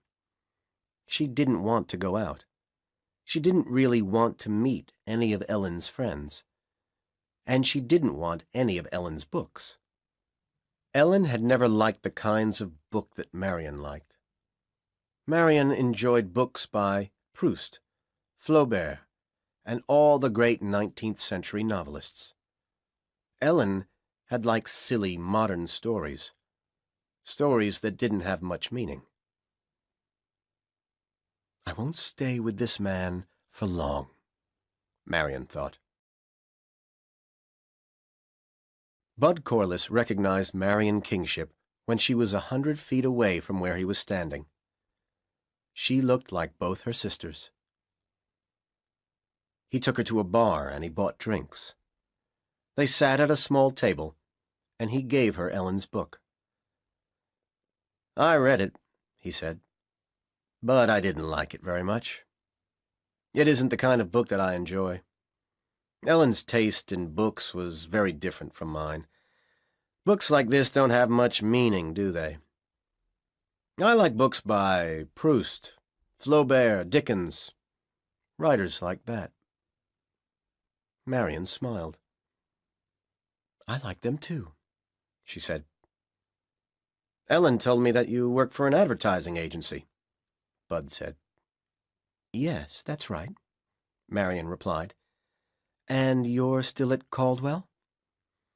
"No, I left college," the young man replied. "But at Christmas, you were a third-year student like Ellen, weren't you?" Marion said. "Why didn't you stay for your final year?" "Well, my father died a few years ago," Bud replied. "And my mother had to get a job. She cleaned people's houses. Now I don't want her to work any longer. So I've come to New York and I've got a job here. Maybe I'll go back to college next year and finish my studies then." A few moments later, Marion stood up. "I have to go now, Bud," she said. "Thanks for the drink." "Won't you have another one?" Bud asked. "I have to meet somebody else now," she lied. "It's a business meeting. I mustn't be late for it." Bud watched Marion Kingship leave the bar. Very carefully, he followed her. He saw her go into an apartment building. He waited for half an hour, but she didn't come out again. "A business meeting," he said to himself. "No, she lives there." He started to walk towards the poor part of the city, where he rented a little room. He knew where Marion Kingship lived now. He could hide in the street near her building whenever he wanted to. He could follow her wherever she went. For months after he had killed Ellen Kingship, Bud Corliss had been angry and afraid. He'd been angry about the time he'd spent on the Kingships. First on Dorothy, then on Ellen. And he'd been afraid about his future. Was he going to be poor after everything he'd planned? He'd wanted some of Leo Kingship's money so much, and everything had gone wrong. He hadn't wanted Dorothy to get pregnant, and he'd told Ellen not to go back to Blue River. But the stupid fool wouldn't listen to him. Bud wasn't afraid of the Blue River police. He was sure that they would never connect him with the murders. He'd been very careful. When Ellen's letter arrived, he'd decided that he had to do something quickly. Ellen had almost learned the truth about him and Dorothy. From a closet in his room, he'd taken the gun that he'd had since his years in the army. Then, after dark, he'd stolen a car in Caldwell and driven it to Blue River. After he'd killed Powell and Ellen, he drove quickly back to Caldwell. He'd stopped for a moment on a bridge to throw the gun into the Mississippi River. Yes, he'd been very careful. He'd worn gloves at Dwight Powell's house. The police wouldn't find Bud's fingerprints there. And he'd left the car near the place where he'd stolen it. In the weeks after the killings, Bud read the Iowa newspapers every day. He read about the police investigation into the murders. He soon realized that the police weren't going to discover the identity of the killer. And he read about a man named Gordon Gant, who had lost his job as a disc jockey at the Blue River radio station. Gant had tried to tell both the police and Ellen's father that he had some information about the killings. He'd tried to tell them that Dorothy Kingship's death was a murder, not a suicide. And he'd tried to tell them that Ellen had been investigating her sister's death. The police hadn't believed him. So Gant had started to say rude things about them on his radio program. The owner of the radio station had been angry about that, and the disc jockey lost his job.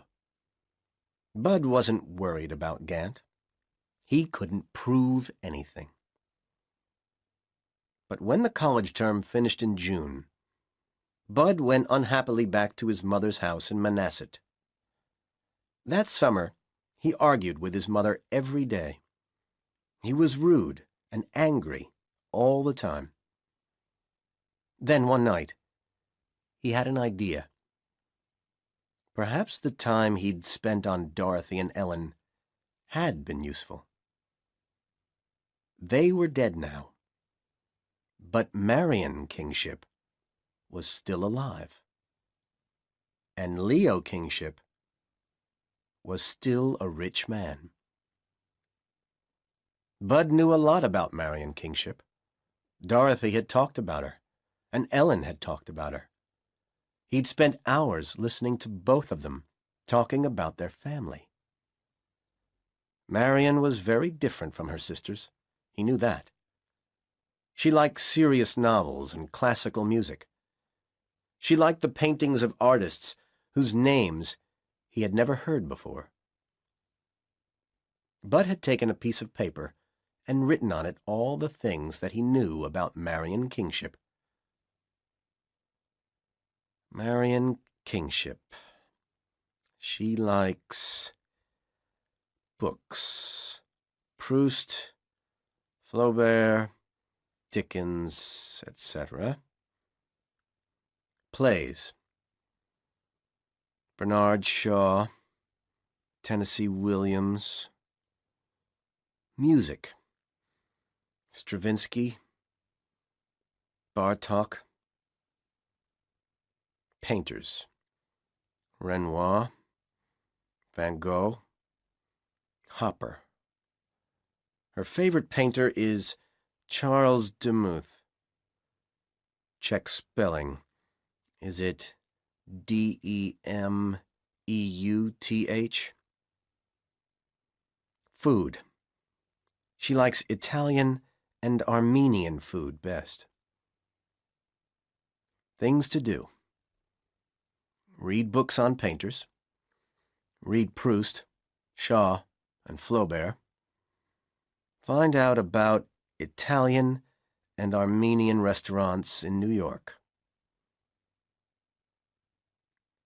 After he had written the list, Bud put it in the small metal strongbox where he kept his most private things. His brochures from Kingship Copper Incorporated were in it too. He locked the box and hid it in a closet in his bedroom. The next day, Bud told his mother that he was not going to return to Caldwell College in September. "I want to go to New York," he'd said. "I'll get a job there. I've had a really good idea. I can't tell you about it yet. It's a secret." His mother had smiled at him. "You always have wonderful ideas, Bud," she'd said. On the Sunday afternoon after her first meeting with Bud Corliss, Marion Kingship was sitting in one of the big, bright rooms in the New York Museum of Modern Art. She often came to the museum on Sundays. It was her favorite place in the city. She was looking at some large statues when she heard a noise behind her. "Hello again, Marion," said Bud Corliss. "I didn't expect to see you here." Bud was lying. He had expected to see Marion there. He had been waiting near her apartment building when she came out, and he had followed her to the museum. "I love this museum," Bud went on. "I often come here." This was a lie, too. Bud had been there only once before. He'd found the rooms which contained paintings by the modern artists that Marion liked most. "I come often, too," Marion said. She smiled at the young man. "I always wanted Ellen to be interested in art," Bud said. "But she never wanted to go to museums or look at paintings. Ellen was a very sweet girl, but her tastes were so different from mine. I liked her very much, but I don't think that we would have stayed together after college." He looked sad for a moment. Then he smiled. "Let's look at the paintings together," he said. "I love American paintings. My favorite artist is an American. His name is Charles Demuth. Do you know his work, Marion?" Several hours later, As the two young people left the museum together, Bud held Marion's hand for a moment. "I'd like to take you to a restaurant for dinner tonight," he said. "There's a wonderful Armenian restaurant, not far from here. Do you like Armenian food, Marion?"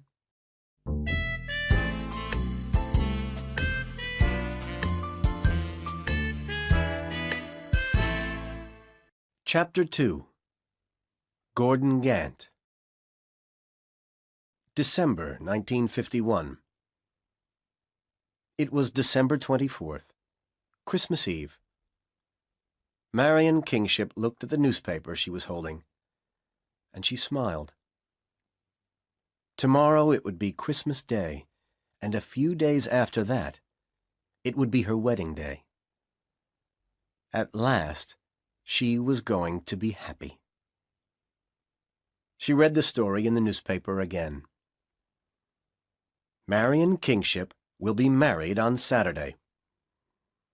Miss Marion Kingship, the daughter of Mr. Leo Kingship, will be married on Saturday. Mr. Kingship is the owner of Kingship Copper Incorporated, one of the most successful companies in the U.S. Miss Kingship will marry Mr. Burton Corliss. Mr. Corliss was in the U.S. Army during the Second World War, and later he studied at Caldwell College, Wisconsin. He now works in the offices of Kingship Copper. Until last week, Miss Kingship worked at an advertising agency. Marion smiled again. The last few months hadn't been easy for her. At first, her father had been suspicious of Bud. "That young man doesn't love you. He loves my money," Leo said, after Marion told him about Bud. "First, he tried to get the money from Ellen. Then she was killed. So now he's trying to get it from you. I'm going to find out more about him." "If you do that," Marion had replied angrily, "I'll never speak to you again." Her father understood that she would do what she had said. He promised not to investigate Bud's life. Ellen told him that she and Bud wanted to get married. She told Leo that they loved one another. "We'll be so happy together," she'd said. "We like all the same things. We like the same books and plays and paintings. We even like the same food." At last, Leo changed his mind about Bud and about the marriage. "My wife and two of my daughters are gone," he'd said. "I don't want you to go too, Marion." The following week, Leo had given Bud a good job with his company. And now he had bought the two young people a beautiful house in New York City. They were going to live there when they were married. Everything was going to be okay. On the afternoon of Christmas Eve, Leo Kingship was working in his room at the Kingship Copper offices. The phone on Leo's desk rang, and he answered it. "There's someone here who wants to talk to you urgently, sir," his secretary said. "His name is Robert Detweiler." A moment later, a young man entered the room. He was carrying 2 books and a newspaper. Leo Kingship looked at him for a moment. "I've met you before," he said. "But your name isn't Detweiler." "You're right, sir," the young man replied. "I'm Gordon Gant. We met at Blue River in March. I thought that you would refuse to see me today if I told your secretary my real name. I came because I read a story in the newspaper this morning. A story about your daughter's wedding. There's something that I must tell you, sir." "Mr. Gant," Leo said, "please think carefully before you speak. In March, you told me and my daughter Marion about your meeting with Ellen. You told us that my daughter Dorothy had been murdered. You told us Ellen's idea about the old, new, borrowed and blue things which Dorothy had been wearing. But the police said that Dorothy killed herself, and you couldn't prove that somebody else had killed her. I believe that your reasons for telling us about Ellen's ideas were good reasons, honest reasons, Leo went on. But the things that you told Marion and me upset us very much.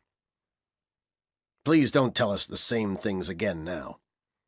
The police will never find Ellen's killer. And Dorothy killed herself. Marion is going to be married in a few days' time. I want her to be happy, Mr. Gant. Please, listen to me for a minute, sir, Gant said. I read that your daughter was going to marry Burton Corliss. I remembered that Corliss had been Ellen's boyfriend at Caldwell College, and I wondered if this young man was more interested in your money than in your daughter's. Didn't you have that thought too? But then I began to wonder if Corliss had also known Dorothy. I wondered if he had been the father of her child. I didn't know Corliss, but I began to wonder if he had been a student at Stoddard. No, I'm sure that he wasn't at Stoddard, Mr. Gant, Leo said. You're a student at Stoddard yourself. You were a second-year student at the same time as Dorothy. You told me that in March. If Corliss had been at Stoddard too, you would have known him. That's not true, sir, Gant replied. Stoddard is a very big university. There are more than 12,000 students there. Nobody can know all the other students. Ellen thought that I knew Dorothy because we were in the same English class. She was wrong. It was a very big class, and I never spoke to Dorothy. But I told you something important in March. On the evening Ellen died, she left a message for me. The message said that Dorothy's last boyfriend wasn't in the English class. And this morning, Gant went on, I remembered something that I read in Ellen's letter to Corliss. She said that she had first met him in the fall of 1950 at Caldwell. But Caldwell is a very small college, sir. There are only about 800 students at Caldwell. All the students there know each other. Corliss and Ellen were both third-year students there. But they only met at the beginning of their third year. So Corliss must have come to Caldwell from another college that fall. That's why Ellen didn't meet him earlier. This is what I think happened, Gant went on. Burton Corliss was at Stoddard. He became Dorothy's boyfriend because she was your daughter. He wanted to marry a rich girl. When she became pregnant, he thought that you would be angry. He thought that you would stop giving Dorothy money. So he killed her. Then he moved to Caldwell because he still wanted your money, and he became Ellen's boyfriend. When Ellen discovered that Dorothy had been murdered, Corliss killed her too. And he killed a young man who was helping her. And now Corliss has come to New York. Now he'll get your money by marrying Marion. You can't prove any of this, Leo said angrily. Why are you telling me about it now? I only met Ellen for a few minutes, sir, Gant replied gently.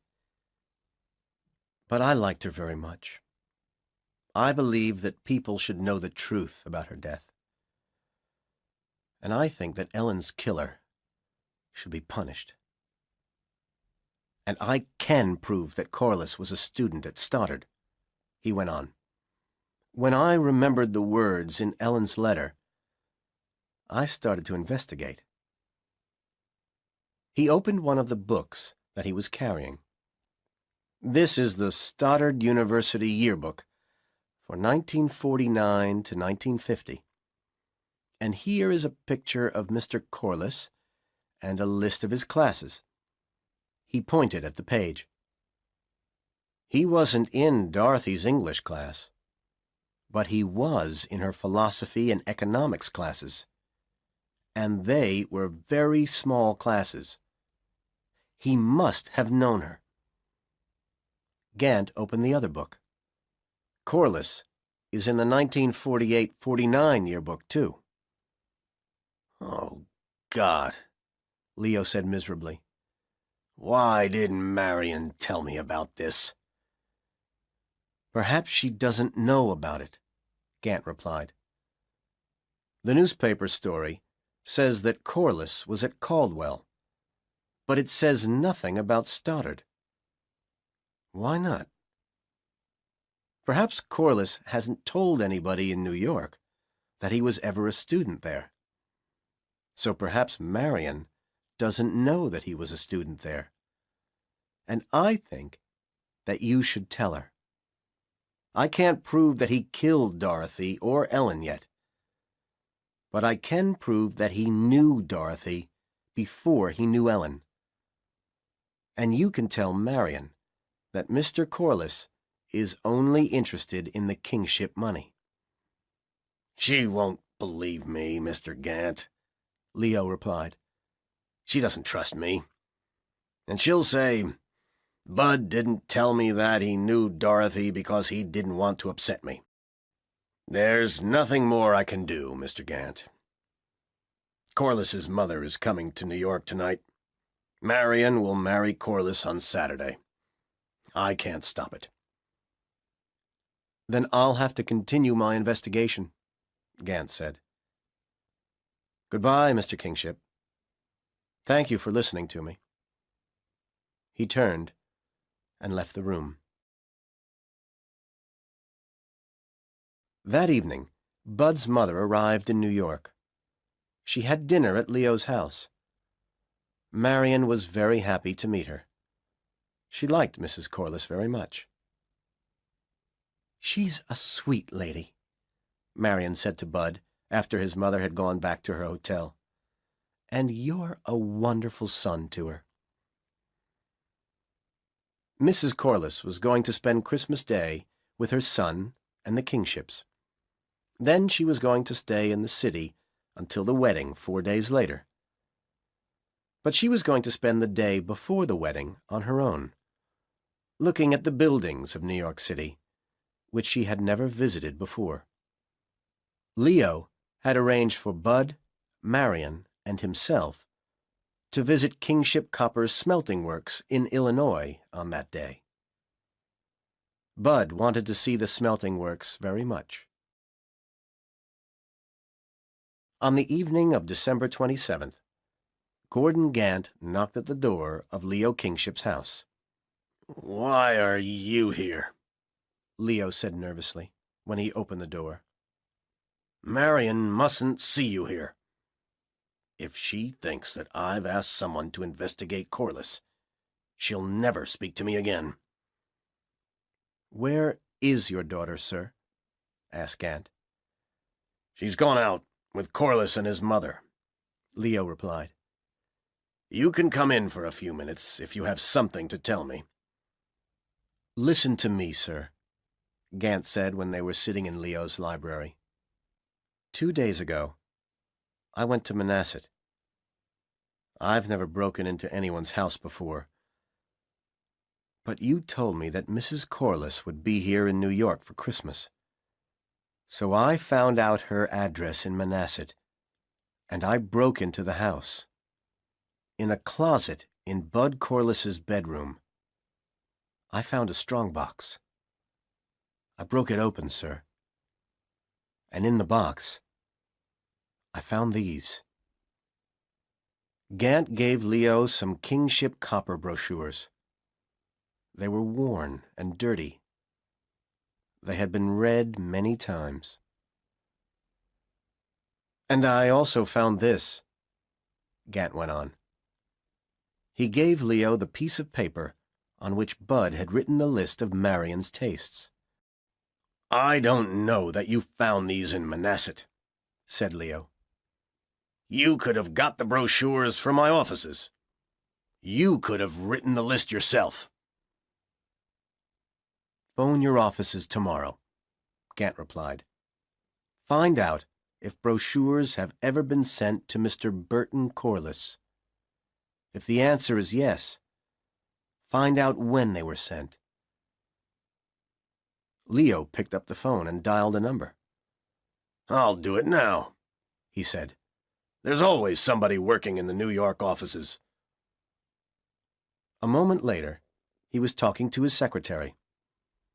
Then there was silence for 3 or 4 minutes. Finally, Leo said, "I understand. Thank you." And he put the phone down. "You were right, Mr. Gant," he said. "I'm sorry that I didn't believe you. Company brochures were sent to Burton Corliss in Blue River in early February last year. That was about 10 weeks before Dorothy died. He must have made her pregnant soon after he received the brochures."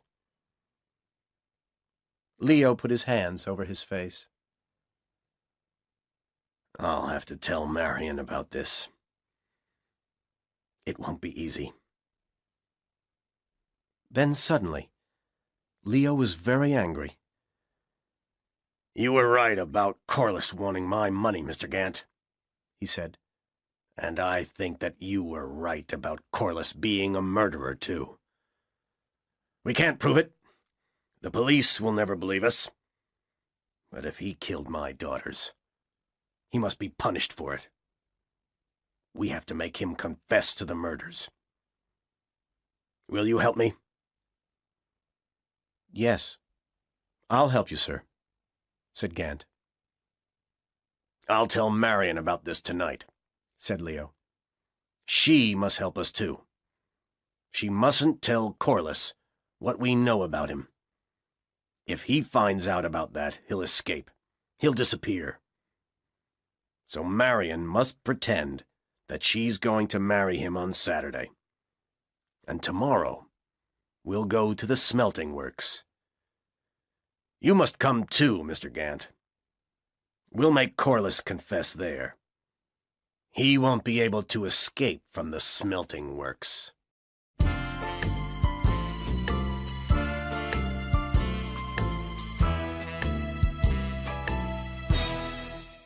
Chapter 3. The Smelting Works. Bud Corliss was looking out of one of the windows of Kingship Copper's small aircraft. He was feeling wonderful. The sun was shining in the clear blue sky, and now the little plane was descending towards the ground. Far ahead, Bud could see the great Kingship smelting works.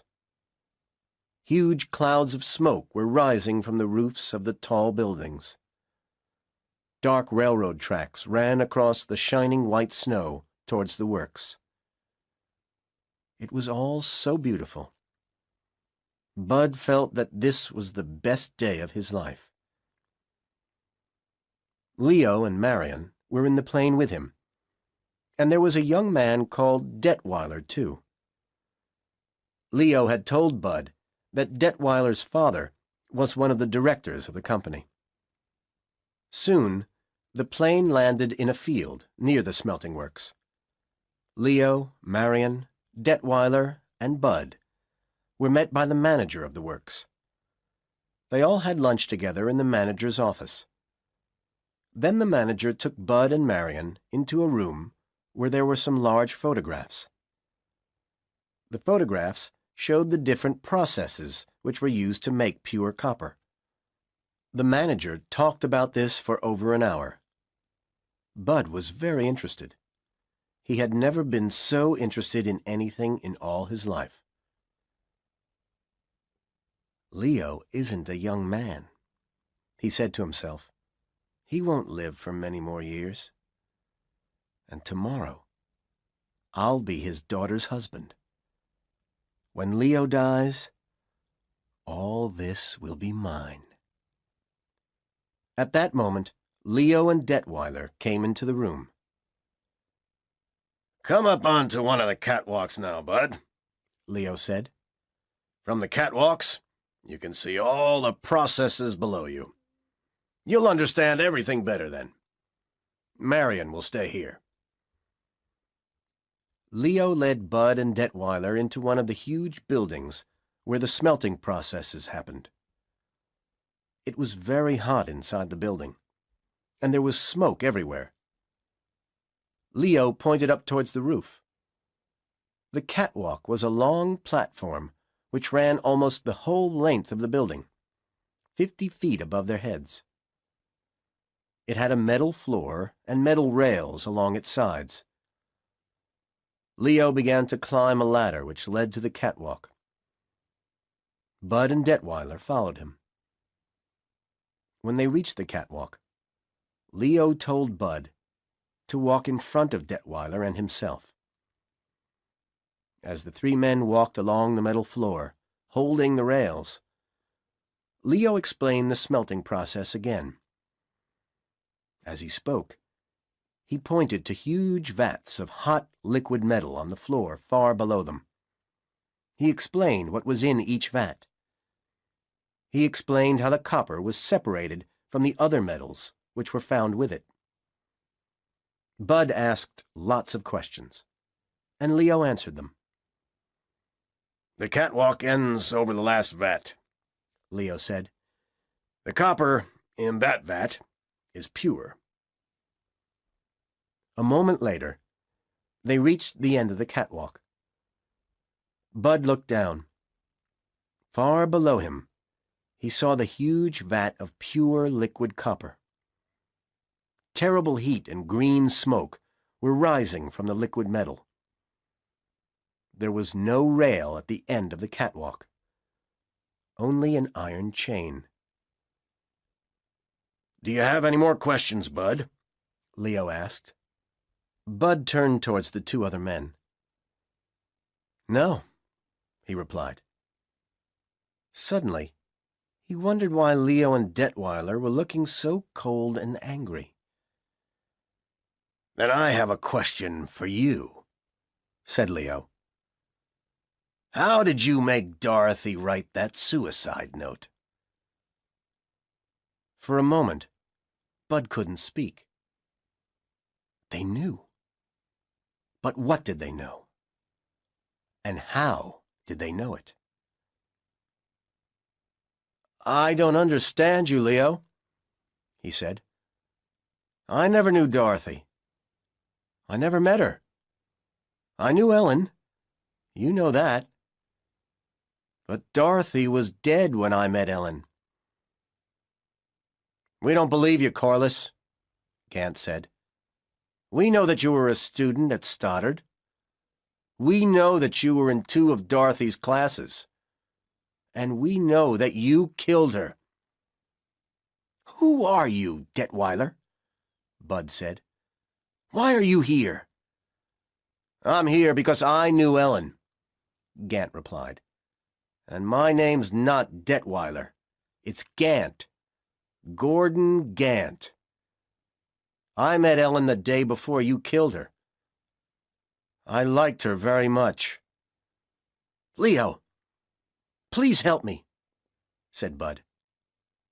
What is this man talking about? First, he said that I knew Dorothy.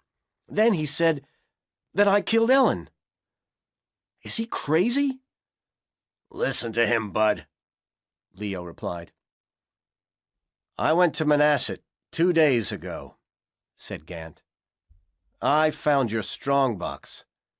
I opened it, and I found the brochures. And I found the list too, Corliss. Bud thought quickly. He turned towards Leo Kingship. Okay, Leo. Okay, he said. I did know Dorothy. I knew her. But I didn't kill her. I've never killed anybody. I confess that I wanted your money. That's why I sent for the brochures. That's why I moved to Caldwell. That's why I moved to New York. Marion won't marry me. I realize that. So I want to leave this place now. I'm going to take my mother back to Manhasset tomorrow.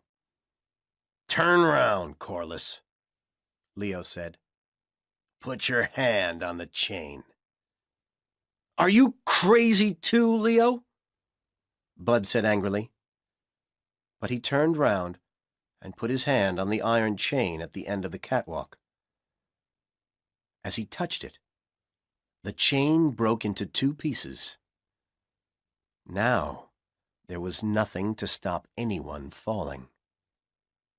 No, I'm not crazy, Leo said. His voice was cold and hard. And you aren't the only person who can plan a murder, Corliss. We cut the chain while you were talking to the manager. I don't want to kill you. I want to take you to the police. I want you to tell them what you did. But if you don't confess now that you killed Dorothy and Ellen, we'll push you into the vat of liquid copper. It's very, very hot. You won't live for long, but your last moment will be very painful. Now tell us how you made Dorothy write that note. Suddenly, Bud was very afraid. These people really wanted to kill him. He had killed people himself when he was in the army, and he had killed 3 people in Blue River. It had been easy to kill them, because he hadn't cared about them. But everybody had always cared about him. Why didn't these people care about him? Leo stepped towards him, and at the same moment, Bud saw Marion climbing onto the catwalk too. She started to walk towards her father. If I confess, Bud thought, they'll take me to the police. But perhaps I can escape when we're out of this building. If I don't confess, they'll kill me now. Okay. I did kill Dorothy, he said. The note was a translation from a Spanish book. I asked her to write it. I killed her. And I killed Ellen, too. He was very afraid, and suddenly he could think only of his fear. It was Ellen's fault, he shouted. I told her not to go to Blue River. I had to kill her. And I didn't want Dorothy to get pregnant. Everything was their fault. Women are so stupid. At that moment, Marion pushed past her father and moved towards Bud. The frightened young man turned away from her, and his foot slipped on the metal floor. He started to fall from the end of the catwalk. As he fell towards the terrible vat of liquid copper, he heard a scream. It reminded him of Dorothy's scream as she fell into the air shaft. It reminded him of Ellen's scream before his 3rd bullet killed her. And he realized that the scream was coming from his own mouth.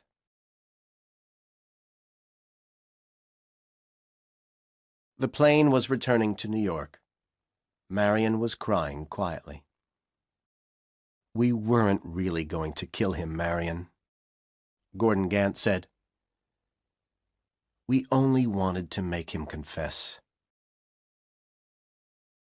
I know that, she said. I'm not crying for him. But I thought that I was going to be happy at last. You don't understand. You can't understand. She put her hands over her face. When the Kingships got back to Leo's house, they found Mrs. Corliss waiting for them. She looked happy and excited. She smiled at Marion. "Good evening, my dear," she said. "I'm happy to see you again. Where's Bud?"